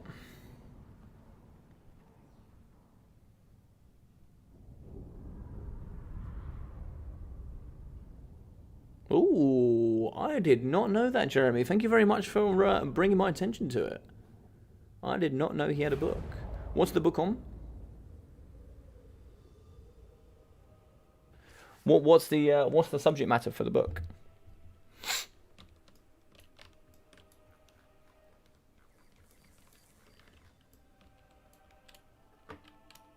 Is it about how to make the rat men good again? Yes, yes. Valhalla Forever is the name. Ooh, now that sounds like my alley. Yes. Valhalla. So in the front line here, the Marauder Horse Masters, 3 units. Make that 4 in total.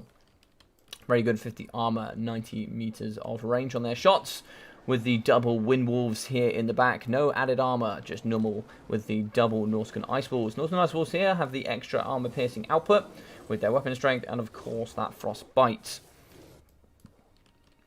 It looks like here we're going to have one partner with the other. So it looks like one Skin Wolf and one Norscan Ice Wolf. We will have a Famir Belfiend of Fire. So this is one here that can actually go into melee combat.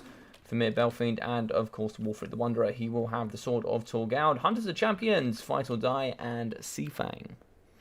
Very good. So that's a Famir Belfiend of Fire. He will actually have Fear. He'll also have the Scroll of Shielding, Burning Head, Cascading Fire Cloak with Kindle Flame. He does have Armor Sundering, Armor Piercing, and some okay stats overall. Not terrible indeed. In the front line, Marauder Berserkers. 1, 2, 3, 4, 5 units of Marauder Berserkers as we try to fight here today. So here we are going to have 2 units of the Scourge Runner Chariots. We call these the Chariots of Papra. That's pretty much all he ever uses. In the back, we can see 2 units of the Dark Riders without those shields. Bleak Swords in the front line, mixing in with those anti-large Dread Spears. The double Repeater Crossbows here in the front, dotted along. We're not going to be seeing the Hellebron Bro, makes me rather sad, but we do have some Witch Elves here for the Bikini Squad in strong. 1 shield here and 1 normal on the right-hand flank. The double Manticore and, of course, the biggest and the baddest simp of them all, Morathi. She will have the Wand of Caradon, as well as Soul Stealer, the Heartrender and the Dark Sword, Enchanting Beauty, and of course that greater Arcane Conduit. Those sneaky wolves just going to be prowling around here in the middle pocket, trying to see what they can get their sneaky fangs on. They're not going to quite catch the Dark Riders from Peter Crossbows, but they could certainly pop through this pocket. If they get through this pocket, it could be dangerous. No, Void hasn't microed them. That is dangerous. That is dangerous. They haven't been microed, but they are going to run away. They're going to get hit. There's a bit of a head and run here. Over on the left, we can see some Ice Wolves trying to shut down here the Papa Chariots. They're not going to quite catch there, unfortunately, but Dark Riders, they're going to be waiting in the woods. Fanta Lemonade is going to be waiting here. He's going to be waiting to strike where he can. In the middle, though, this could be a burning head that is going to be so dangerous! Oh, he catches and gets away there. The Witch Elves are going to survive for another day. We are going to shoot into the frontier up against the Marauder Berserkers. They're going to get punched really hard there by some of those shots. Burning Head, and oh no, that's going to hit, and that's going to hurt. It's going to be negative leadership as well. Berserkers pushing forward. They'll chew apart this front line. Berserkers here are going to be out of control as they do fight here up against those Witch Elves, which actually only really kind of benefits them.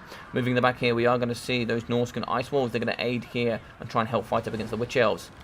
In the middle here, we are actually going to be having one of the Ferromanticles trying to fight here up against the Famir Belfiend. The Famir Belfiend can hold himself pretty well here, but up against the Manticore can struggle. Fanta Lemonade is doing some nice work there with those Manticores. But they are going to be split. We are going to be having Morathi here fighting up against Wolfred the Wanderer. Sword of Torgaud, Fight or Die going down. Hunters of Champions was activated, but it looks like she's going to get away. She gets a couple of slaps here from Wolfric, and with her red cheeks, she runs away. In the back here, we can see the Norscan Ice Wolves, and they're going to be moving in. Downhill charges here onto the Dark Rider Repeater Crossbows. They will catch 95 speed. Just one here needs to get an engagement. And there we go. That will be the slow. The slow is in. They will now be going down. We can see the Marauder Horsemasters are in the back, chasing off against the Bikini Squad here as well. So going to be cleaning up crew in the backside here with some more skirmish. Now, as we can see in the front here, we can see the Norscan Ice Wolves are going to be pinning in the Ferromanticore. Good AP output. Oh, Soul Stealer going down here in the pocket, though. The Papa Chariots here are going to be helping up against fighting the Famir Belfiend. He does have good armor piercing, armor sundering as well, which is no joke. They can really aid here in the middle. Rampaging is going to be the Marauder Berserkers, as they have fought enough in combat here. Big Shot's going to be whapping here into the Norscan Ice Wolves, but I don't know what we got left. I believe we have some pretty good AP output from the Marauder Berserkers, so Chariots going in can be dangerous, especially if they do get pinned.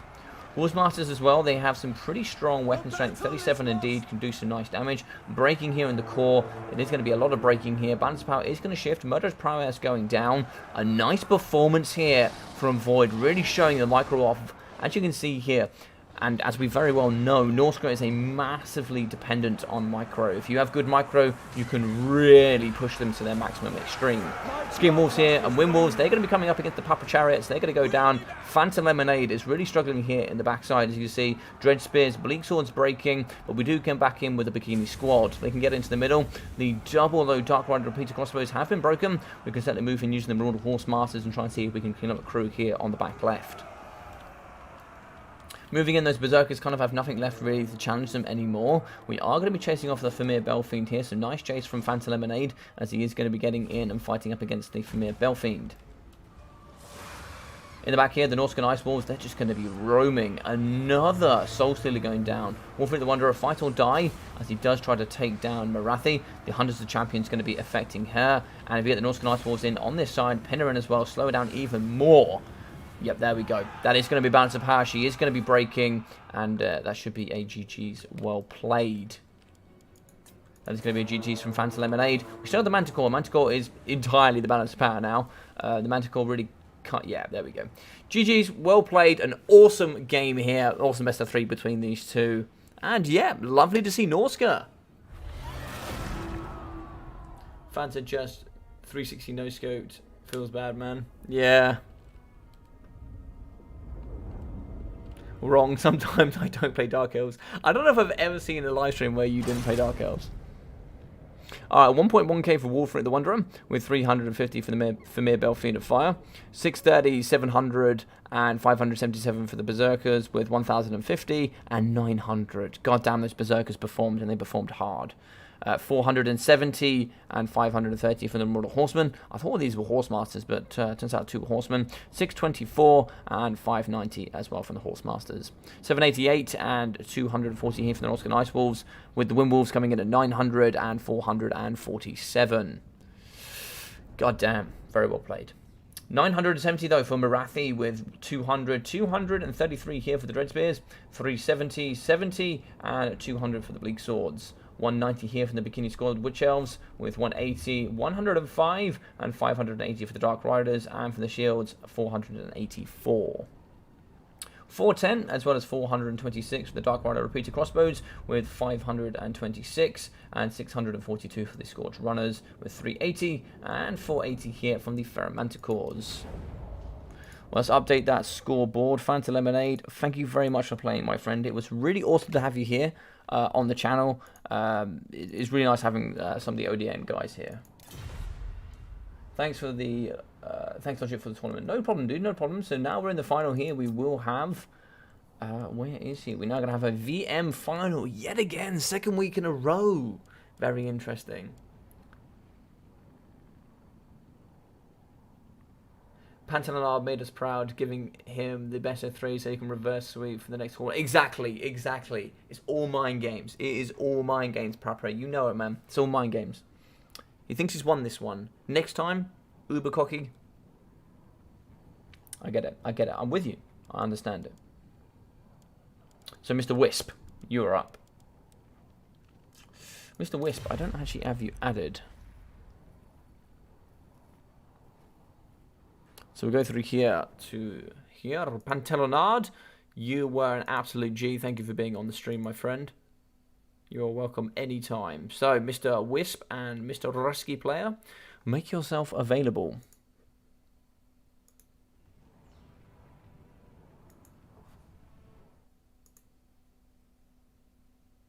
Greetings from Germany. Hope you're all having a great day. Thank you very much, man. How you doing, Nick? Hope you're having a great day. Thank you for joining the stream. I hope it was. I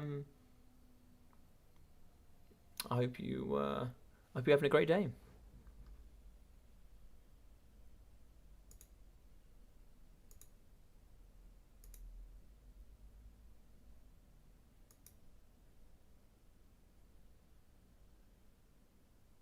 That was Fanta's contribution to the world peace. Yeah, that's true. That's true.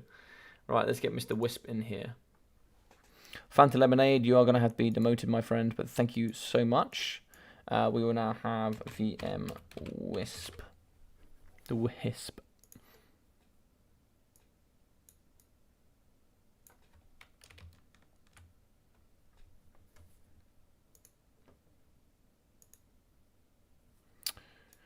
Right, so we're into the final. God damn, I'm excited for the final, though. This should be good. This should be really good. 2 top players going at it. Can only be good things. Looks like Void has dropped out. Let's get Void back in.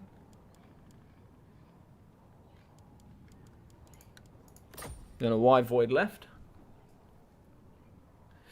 Maybe I need to check my phone, because it's not working on here because my computer's garbage.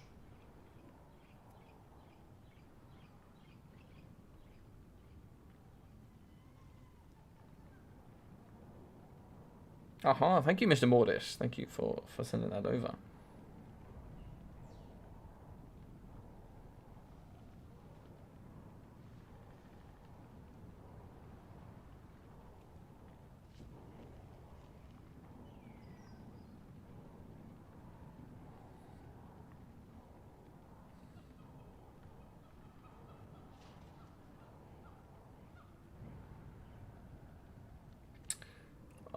Alright, Void's in. So Void has swapped sides, apparently. Right, let me try and get onto BattleMania and see if we can get Wisp to join. BattleMania.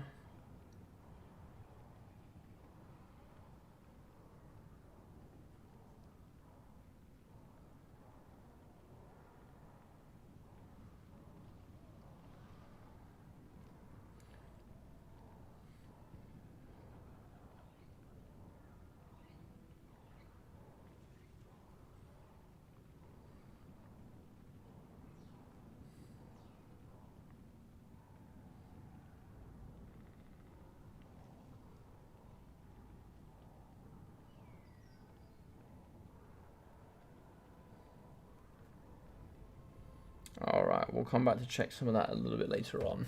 Alright. I don't know if anybody can get hold of...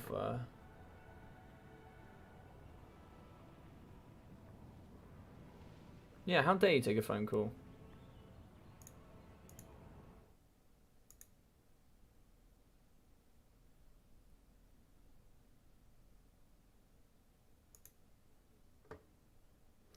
VC mirror for days. I hope not. We deserve better than that.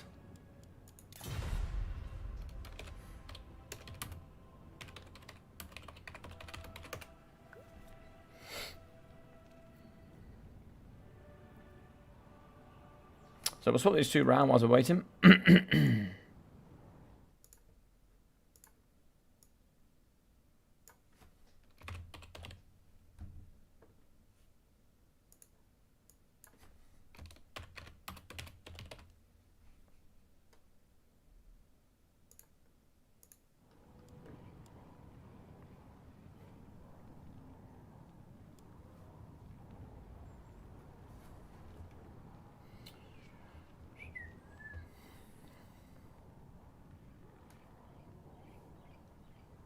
Hopefully Whisper's coming.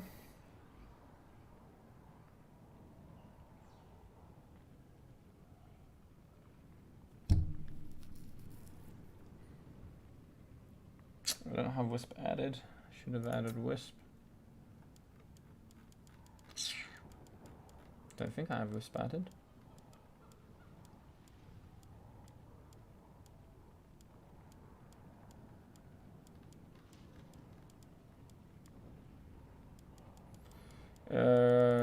No. Not enough to DM him.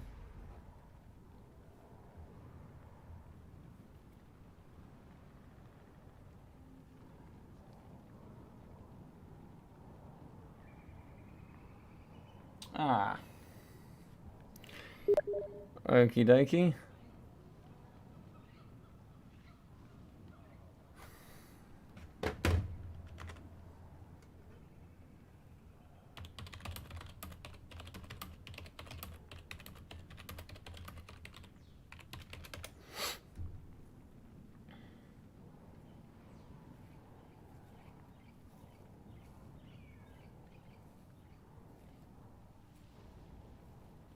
Alright, so it looks like Wisp is falling asleep.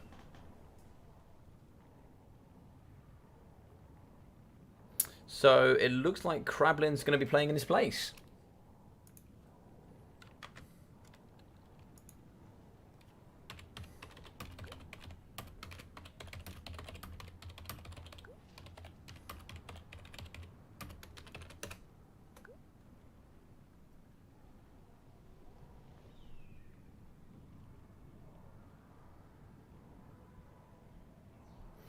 Alright, awesome. So we're going to be having Krablin up against the Void. So Void will be today's winner. Congratulations to him.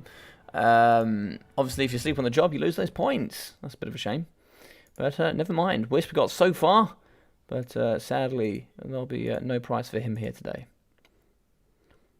Well, that'll be a Rusky player getting through to every single final, I believe. I think it's every single final he's got in now. And yeah, it's crazy. Crazy to see he got through to every single final.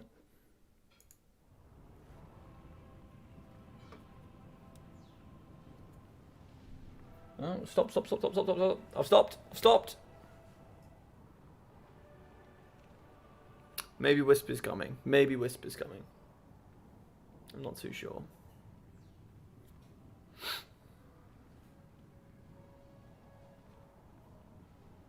I tell you, here's a question as well. So we got two absolute legends here.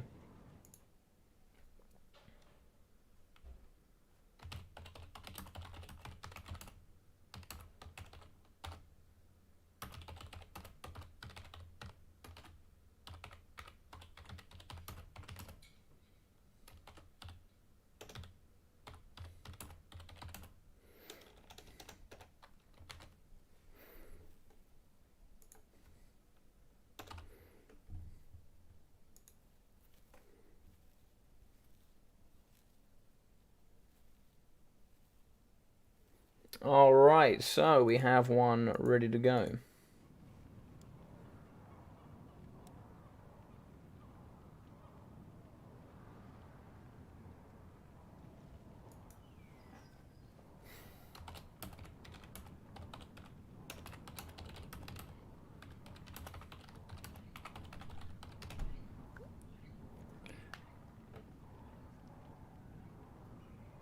I cried tears of joy when I saw you bringing DE and mobility. Sad day for French total players. Nah, it's not a sad day. You guys did really well. So it looks like a lot of you want to Fanta Lemonade versus Papra. Would you guys like it? Banning Panthers Bretonnia should not be allowed. Yeah, maybe. The world needs to see it. I mean, that's why you get like the option to pick a ban, right? So you can pick your Bretonnia.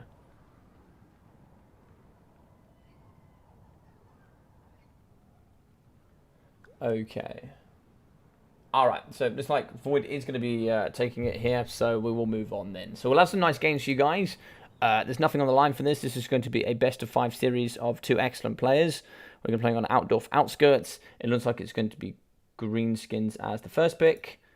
And it looks like here will be Skaven. So Skaven against Greenskins.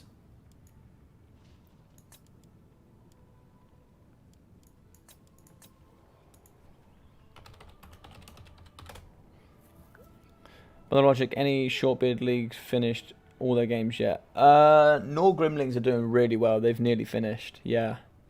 Nor Grimlings are nearly done. But normally the top league does really well very quickly because, like, I feel like the more you play up in the leagues, the more often you're playing anyway. Yeah. So for those that don't know, maybe you've got this far and you're just watching the live stream, you're new here, you don't really know what's going on. This is going to be the multiplayer scene here for Total War Warhammer 2. When we have, of course, 15 different factions. If you are brand new and you want some sort of experience here, that can propel you into the main game, you can come join me on my Discord, which you'll be able to find there in the description, or I'm sure a mod will put it there on the chat. And what you'll be able to do is you'll be able to join the Discord, you'll be able to look to play one of myself or one of the admins, and then we'll put you into the Shorebird League, which is where you'll play against other newer players of your ability level, and then hopefully as you win those leagues, you go up through the ranks and you play better players. And then once you've left that league, you should be ready to go into the wider community. Also, you'll get tournament experience in there as well. So you'll get league experience, which is structured like the WWC. And then you'll also get tournament experience that is structured very much so here like BattleMania. So feel free, if any of you guys are seeing this, because I know a few of you have seen it here in the live streams, if you are seeing any of, or have any interest in that sort of thing, please feel free to join up and ask. Wisp is Krablin, yes. It's gonna be changing here, so I'll change Wisp to Crab. Yes. So Skaven Greenskins, this is one I played the other day. It's a weird one. It is really a weird one. It is difficult. We haven't played a single game yet. No one is online. I mean, I can see on the channel who's online all the time and who's not, because I've got you guys in groups. Like, you guys are online together. It's just obviously just organising it, right? And like, you know, just because you're online doesn't necessarily mean you are available anyway. You know, just for me, it's just, you know, message people, block out some time, and you know, you have 2.5 weeks, so you have like, I think you had 19 days to play 5 best of 3s. So you know, as long you know you can play 1 best of 3 every 4 days. You know, a best of 3 should take about an hour, so should be more than achievable. Should be more than achievable. Is this the first time Krablin plays on your stream? No, Krablin's played in the final before. I think Krablin's played season 3. I think Krablin played and came second. I think. Yeah, I think he played and came second in one of my BattleManias, yeah. No, the league ends on the 19th, so you guys got 9 days to finish this current league. So once this league, so it's season 2 currently now for the Shortbeard League. Once it finishes on the 19th, we'll then be organising the Shortbeard season 2 tournament that will then spiral over, and then we'll start again with season 3 of the league. So essentially, what you guys want to think about when you're thinking about these tournaments, don't think about the league as a really competitive. Think about it as your organised practice. We put you guys together in groups so that it's just practice games for you. It's just a best of 3. See where you're at. Don't worry if you win or lose. You can go up or down. It's just a bit of fun. It's just a bit of fun. And there's no real, you know, if you go up, if you go up, if you go down, you go down. It's just basically the whole point of 2 people going up every time is that we just keep cycling through the league. We keep new players coming through. So Greenskins here against Skaven. Very wide both sides are going to be. We're going to be seeing some sort of Wolf Rider play here, maybe mixing in with some of those damn it, what are they called, squigs, mixing with some squig hoppers. Goblin front line, pretty wide, pretty cheap, pretty smashy. We're going to expect the Snarsnik blob. So probably Snarsnik mixing in with a Black Orc Big Boss here with the Brass Cleaver and the Immune to Psychology, and then maybe also having perhaps the River Troll Hag. That would be something very competitive there. That's something I bring a lot myself. I don't think it's the most competitive, but it is a strategy of basically ferment fungi, the area of effect, anti-large, armor piercing, and base weapon damage increase. And then you can also have that alongside the River Troll Hag for its, you know, it's very good against chariots, very good units such as Poison Wind Mortars with the Spirit Leech. So, you know, very good in general, very good. So let's move in here with the Skaven. Interesting stuff. All quite the kite force indeed. Very wide here. So, Gutter Runners with Poison. 1, 2, 3. Looks like 4 units of the Gutter Runner Poisons. I can't see them now. Where did they go? Oh my lord. Okay, so they've gone all the way over here. So Gutter Runners Poisons, mixing in with some Night Runner Slings as well. So 1, 2, 3, 4, 5 units of Slings. 2 units of the Wolf Rats with Poison. The Ishka's Triads on the flank. And it also looks like here we are going to have the Assassin. And it looks like also the Eshin Sorcerer. Now, the Eshin Sorcerer, his only basic use is the fact that he has Vanguard. But he will have Concealment Bombs. He will have the Fear of Arama, which is negative 24 leadership, which is huge for 47 seconds, and negative vigor. It's actually really nice. The speed of Lycos, given that increases speed and unspottable, as well as Brittle Bones, very nice spell, Warp Stars, and also Skitter Leap. Looks like the Assassin here is going to be partnered. He's not going to be partnered with too much, but he will have, it looks like, the Rival High Talisman, Assassin's Trophy, Skaven Brew. That's interesting. Don't often see Skaven Brew too much, but yeah, Concealment Bombs as well. We'll have Death Master Snicketch as well as the Lord. He will have the World of the Weeping Blades and also the Death Master Sigil. Full Vanguard Force. And looks like here we are going to have the Goblin Great Shaman here. So the Goblin Great Shaman cannot Vanguard, but he's going to be in the trees. He is going to have the Don't Even Try It, as well as the Crown of Command, Arcane Conduit, Scroll of Leeching, and Sticky Stabbings. And this is very interesting. Oh no, they've both Vanguarded against each other. God damn it. The 8 Peak Loonies, Nasty Skulkers, Night Goblin Fanatics, the Rusty Arrows. Oh my god. Double Goblin Shaman. I don't know what the Shaman's got here. Looks like the Wand of Jets. also Madcap Mushrooms and Vindictive Glare. And the other one is going to be having Curse of the Bad Moon. We is gobbos! We is gobbos. We is gobbos. Night Goblin Fanatic Archers. Night Goblin Fanatics in the front as well. Dear God. Dear God.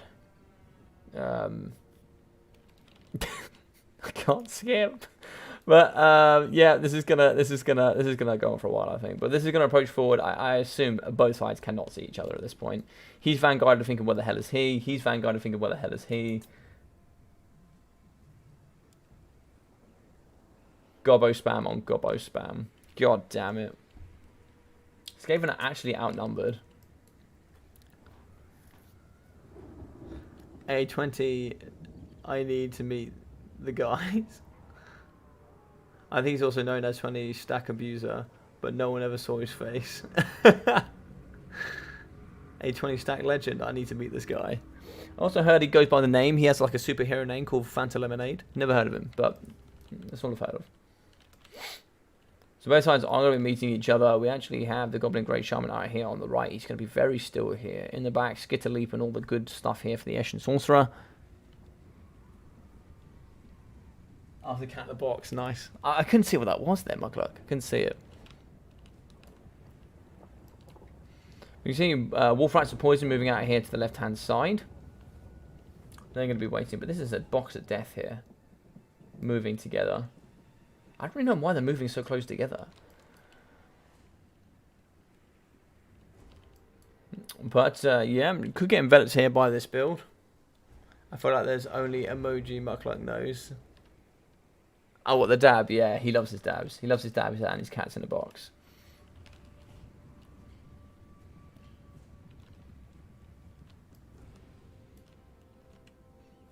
I don't know if they can see each other.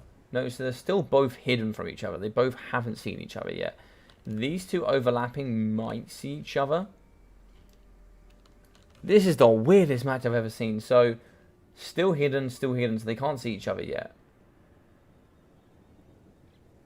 They're going to walk right past each other. They are going to walk right past each other. Okay. Those doggos, surely. No, those doggos can be seen, surely. Yeah, those doggos can be seen. Yeah, so the doggos can be seen. It's just you can't see this force. So it looks like here Void is just trying to get around the flank of Krablin. The Goblin Great Shaman hasn't moved. He just hasn't moved.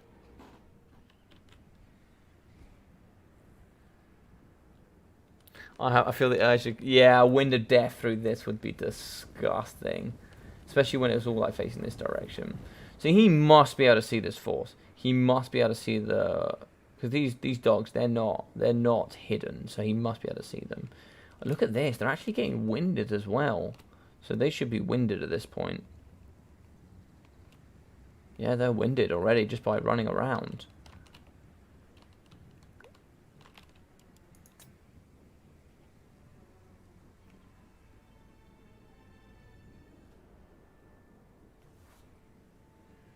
There you go, so he has seen him now. I don't know if they've seen each other.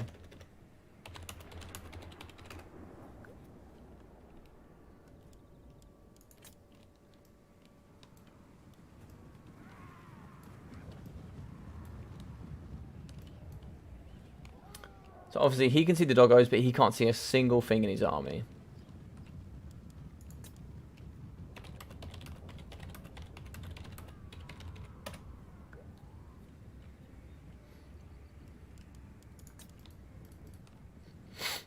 So we're going to be completely flip sides here. And this is a Wind of Death dream. This is a wet dream for a Wind of Death. Straight through this would be so gorgeous. But keeping this nice and tight means he's not going to get spotted.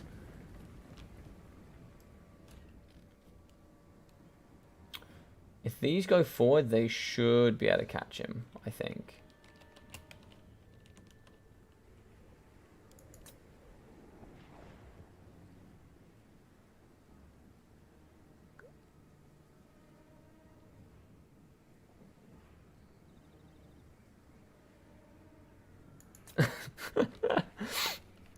Okay, I think he's just going to come and try and approach this side of the army. As long as he doesn't take too much. Yeah, I know. He is breaking the attack and all, but I think he's taking the mick a little bit. But that's okay.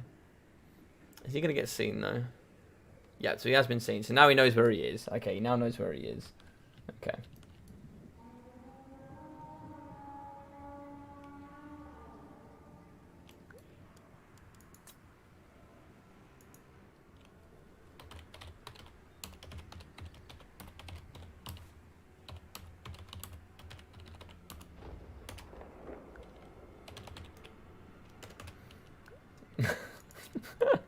It's just a hide and seek game.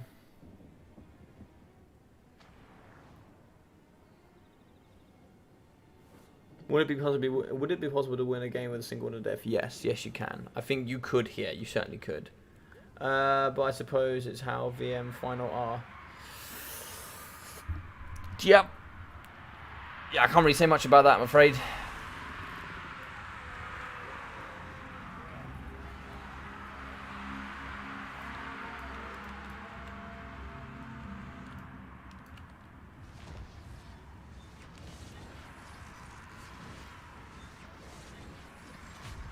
Snickage is going to get in there and he's going to whirl a Weeping Blades all of this.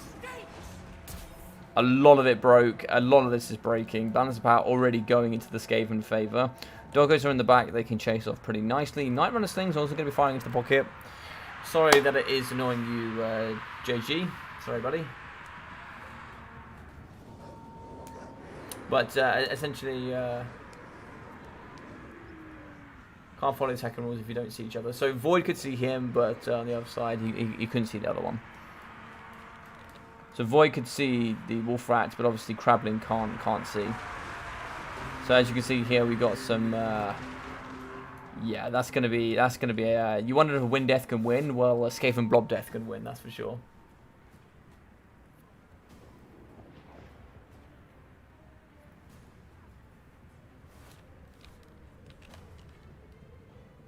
So we shot the Wolf Rats with poison. A lot of this is going to be breaking here. No arrows have been fired yet.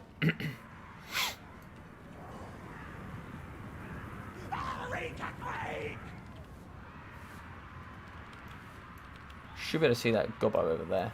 He should be visible. Look how many are rallying on the side.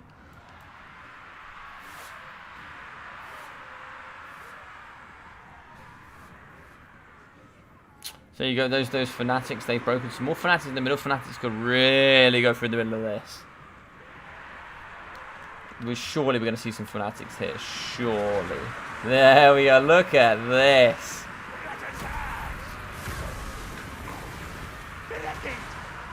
Well, that was despicable through the middle. Jesus. Look at those fanatics. Fanatics are so strong. They have been nerfed quite hard here, which is nice, but... One of the Weeping Blades here in the middle just going to be destroying infantry. Night Goblin Shaman here is going to break. I honestly don't know who's winning here at this point anymore. Just everything's breaking everywhere.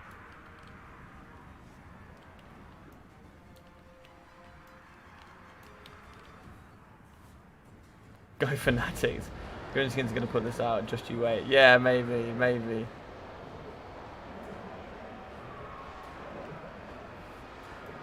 Oh, Balance of Power is now starting to come back. Looks like we actually have a sneaky head here in the back. I love this spell. Spite in the Bad Mood is such a cool spell. I think it actually imbues damage on them. I think it imbues curse damage, I think. But it doesn't do it to friendlies, but it does it to foes, I think. Curse damage, which is like, I think it does quite a lot of damage over time, I think. I could be wrong, actually. I heard something about it I'd never heard before. Here we go, the Greenskins are going to break on leadership, and a big dubski here for Mr. VM Crab.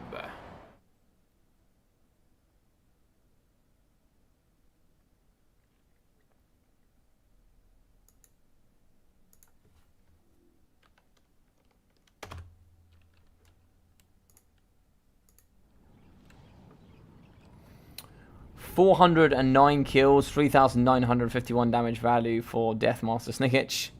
215 for the Eshin Sorcerer. Yeah, it's just some crazy values. What we got here? Slinger's getting hundreds, 500s, etc. Golden Shaman not doing too much. What do you get on these Fanatics? Nothing, nothing, nothing. Nothing. 203 kills, 2,200 damage value. 1,280 as well for the double chevron. God damn it. God damn it. I love it. I love everything about it.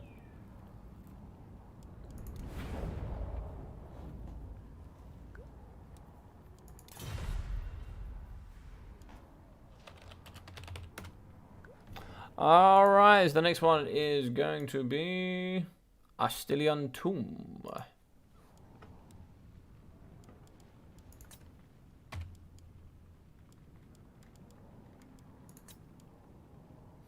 Alright.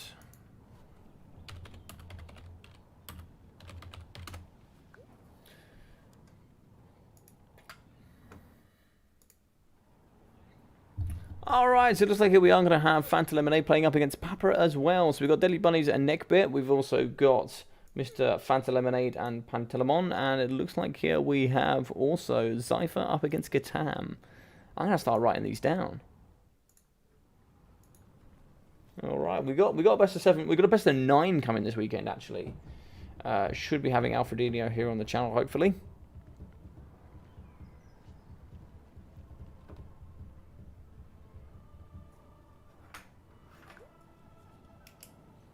Let me write these down. Let me write these down.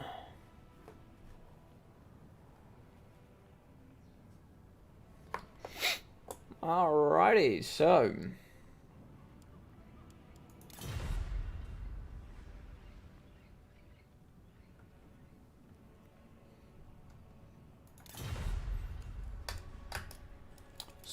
we have Pantelonad.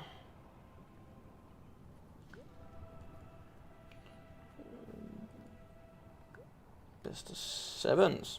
So Pantelimon versus...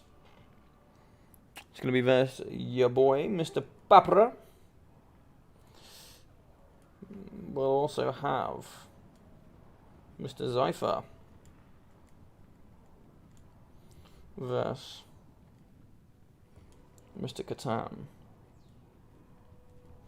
We also have Bunnies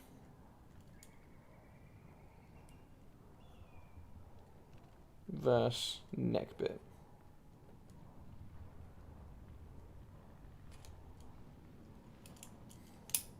Should be pretty fun. Got those locked in.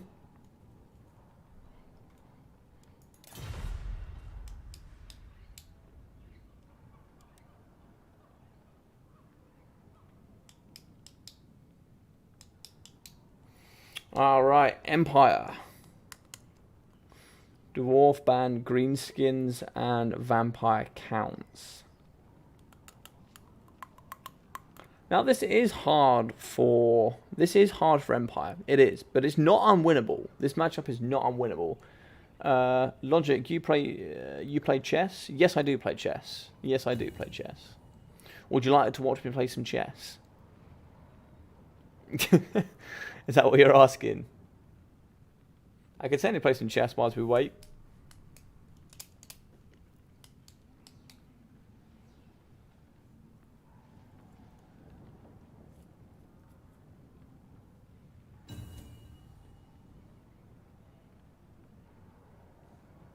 Both are ready, so let's get it going.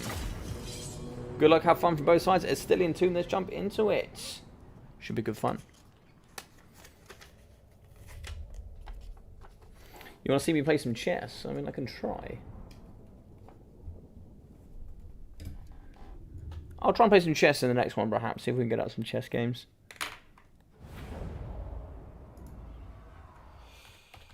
Chess.com. Do-do. Do-do. Ba-do-boom. Ba-dum. Dee-doo. Alrighty.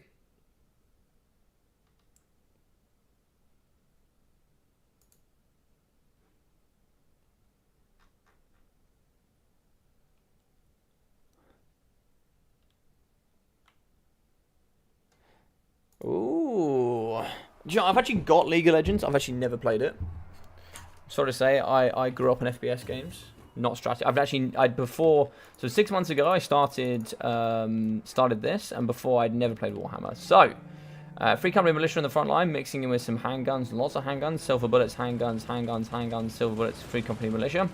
Witch Hunters here, as well as the General of the Empire, Steam Tank, and in the front here we are going to be having some Outriders. Guns on guns here in the front line. Looks like we're having lots of guns firing up against each other with the double witches. And yeah, that's going to be it. Lots of firing in the front. Looks like we immediately lose the horses. And now it's going to be a gun on gun fire. Looks like it's just going to be Thunderous in the front line. This might be moderately illegal, but looks like here we do actually have a gun off between the two. Hammer Witches can help here. Do they have their ability? I believe they do. They should do.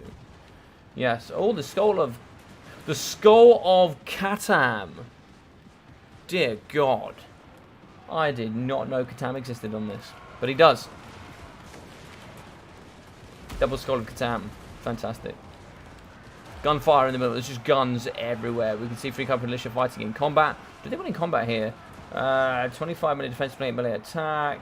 20, but they've also got 80 armor. So, yeah, probably they win, actually. Gunfire here. Thunder is also getting shot. Is that the Steam Tank? The Steam Tank got wrecked. God damn. Banter power here massively in Void's favor with the Thunderers. Thunderers are the most cost-efficient range in the game by far.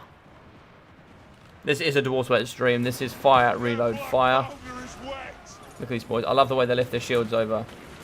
Get in range, boys. Get in range. And there we go, firing. There's not going to be a lot left here. A couple of Thunderer fires in the middle here. I think we're looking at GG's.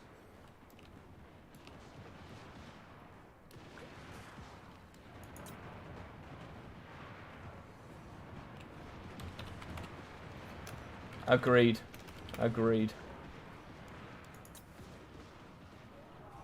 Yo, Ms. Mo! How you saying, man? The last final was meme. It seems to be today too. Yeah, well, we got VM up against VM again, so it seems that these guys just want to play some fun games, and that's up to them. It's their final. It's their spotlight. You know, it's their opportunity to play. So,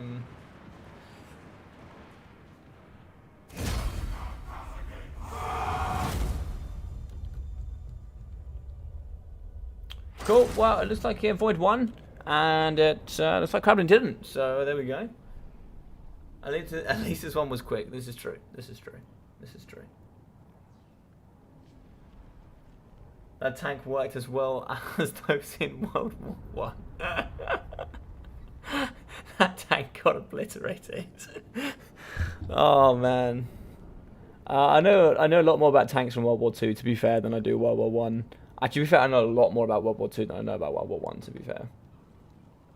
Outriders went straight to combat, 143, 100, 120. Steam Tank got 176, triple gold chevron as well. You might have brought the ROR. 150, 160, 280, 410, 700 for the silver bullets to do magic damage.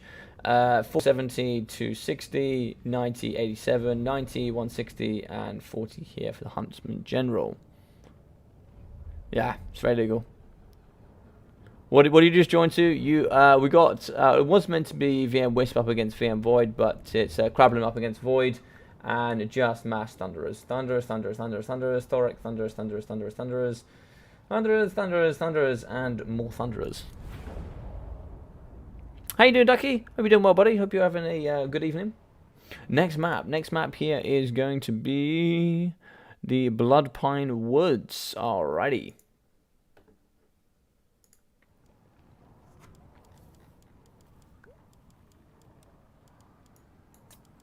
Bloodpine Woods. Bloodpine Woods.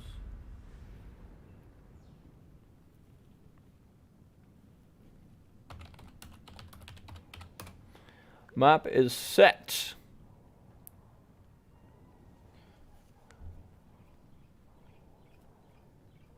Right, yeah, so we can try and get this. So I've got this. So obviously you guys want to see some chess. So I've got this. So what I can do is I can go boop. Here we go. So, I've got this. Now, I could try and play somebody online, but of course I'll have to forfeit. So I could just play against somebody here. I don't know what you guys think about this. What do you want me to do with the chess? We can do this in the future, but I've got this. We can utilize this in the future, but I can play chess. I can either play against the computer, or I can play, against, people online. As you see, I played Ducky a few times. Yes, and I think actually the last couple of times I lost, and yeah. But Josh, we can do that in the future. We can do that in the future.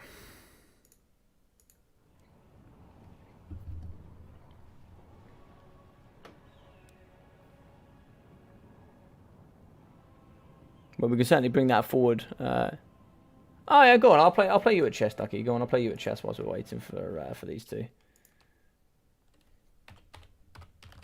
All right, Ducky, be prepared for bullet chess. I hope you're ready.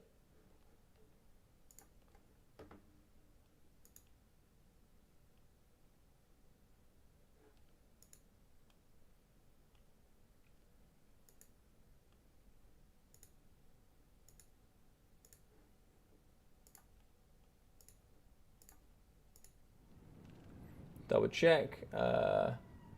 Wood Elves ban Beastmen and Wood Elves, and it looks like we have Dark Elves. Okay, so these guys will be preparing. I'm going to play Ducky at some bullet chess. Let's see if I can get you guys back up here. Okay.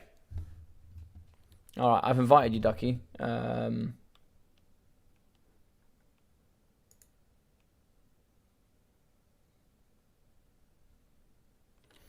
don't know if you're going to be able to join this, Ducky. I barely play bullet chess. Neither do I. I do not play. So hopefully you can join here. It's just trying to find you, I think.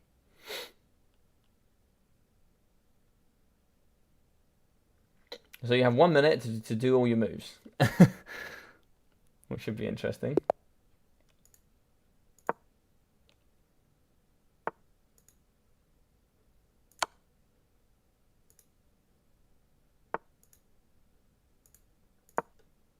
All right, so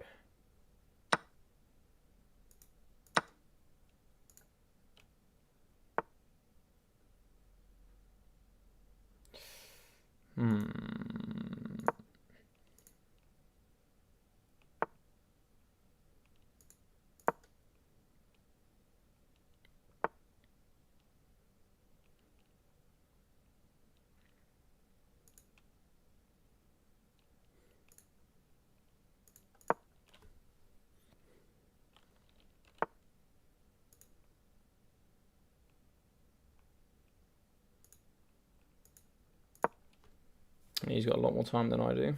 Just realised that. Sneaky beaver. Alright, we're going to have to start moving, I think. Yes, we are.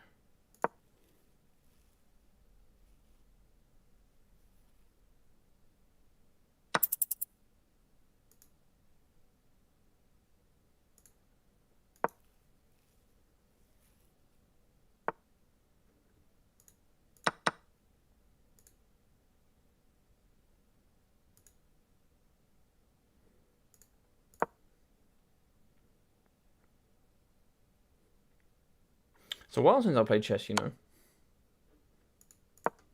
he'll trade that. Oh, yeah.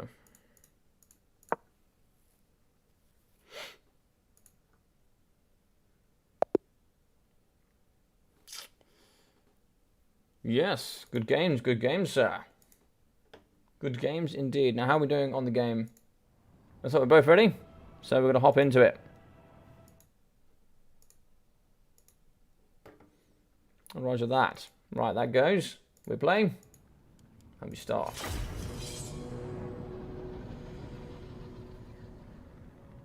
Chess is way too micro-intensive for me. 100% Gwag. 100%. I agree. It's way too micro-intensive. Yeah, 1 minute chess. Like, just fire bullet chess. Go.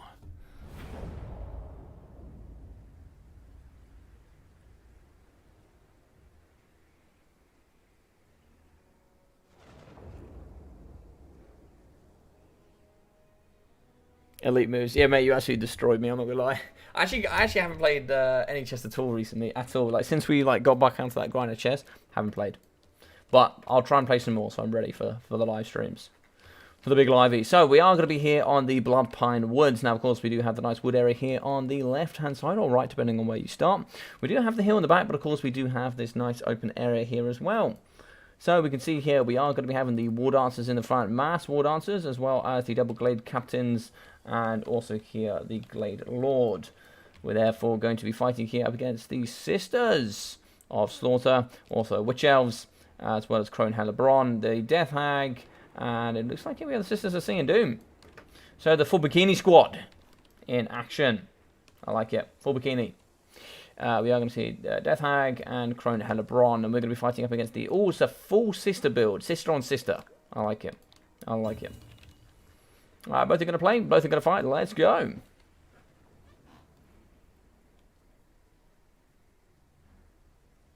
Hot steamy chess, mate. I know. Hot steamy chess. Well, we could play some chess sometime, me and Ducky on stream, if you guys want to watch us play some chess. I'm sure Ducky's probably better than me now. We had some really close games to begin with, I think, when we first when we started. Yes, chess streaming coming, baby. Yeah.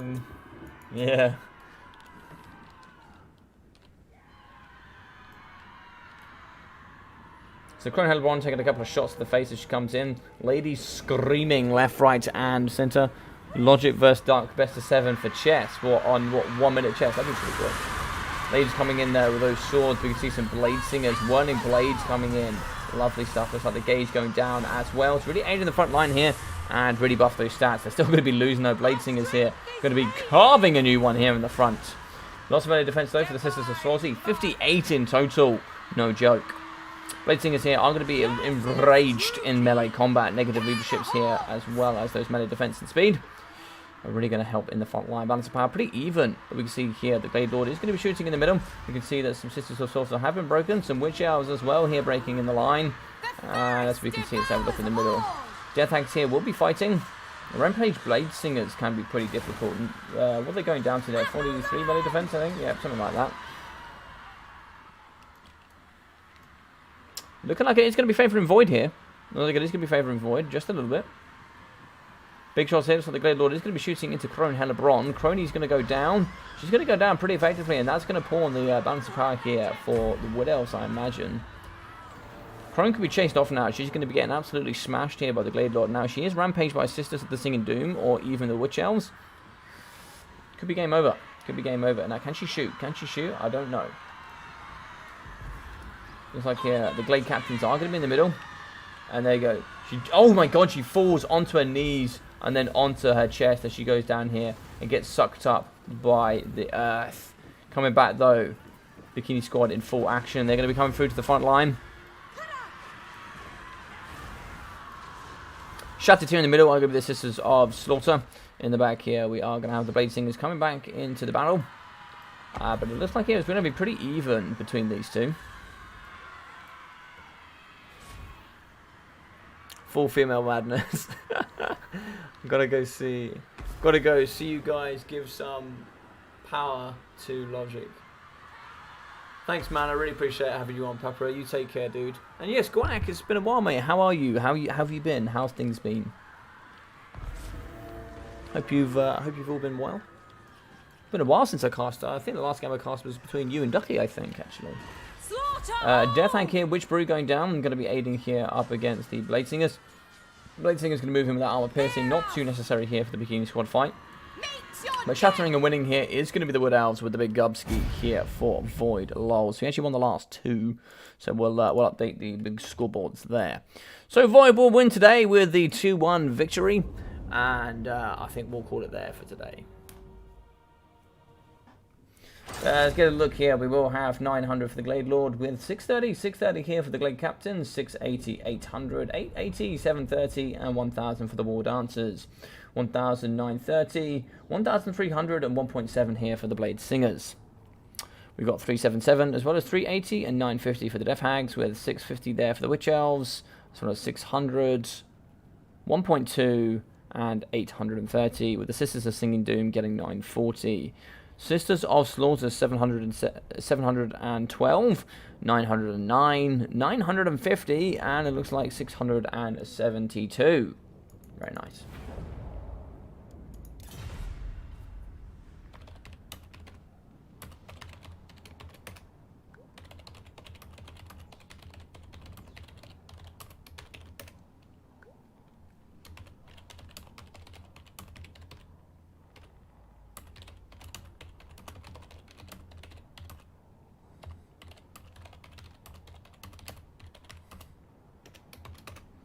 Well, very well played to Void today. Congratulations to him yet again.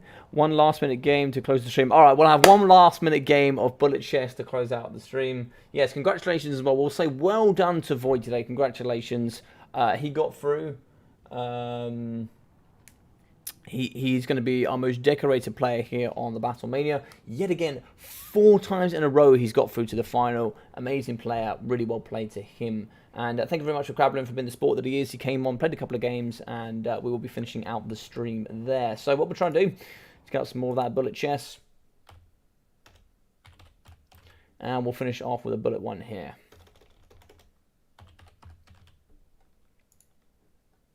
So we'll get that chest.com up. We'll get it raring. We'll get it ready to go. Let's just double check.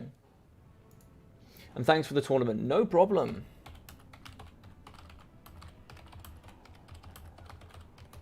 Take care, gents. You take care of yourselves. Thank you very much for playing, everybody, today. I hope you did enjoy it. I'm going to play one last game of Bullet Chess here against my homie.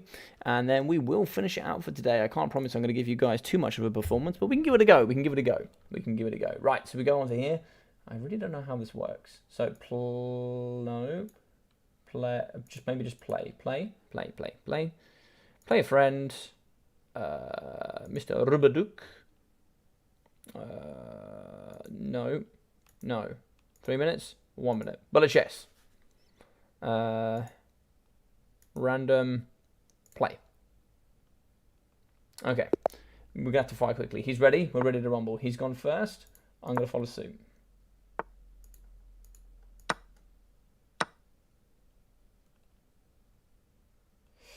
Okay.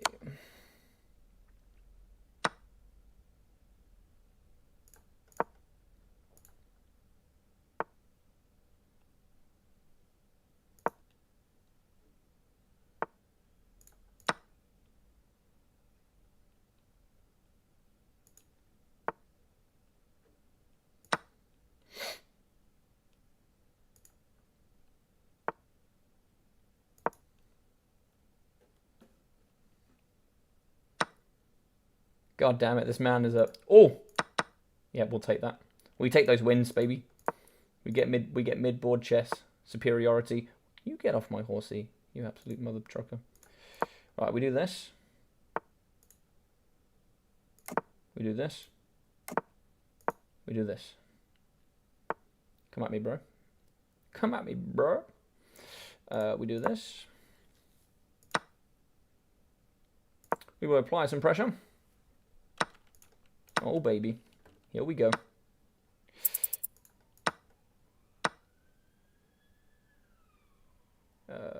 Boom. Boom.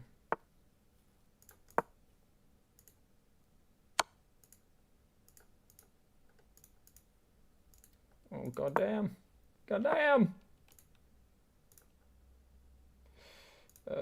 Yep.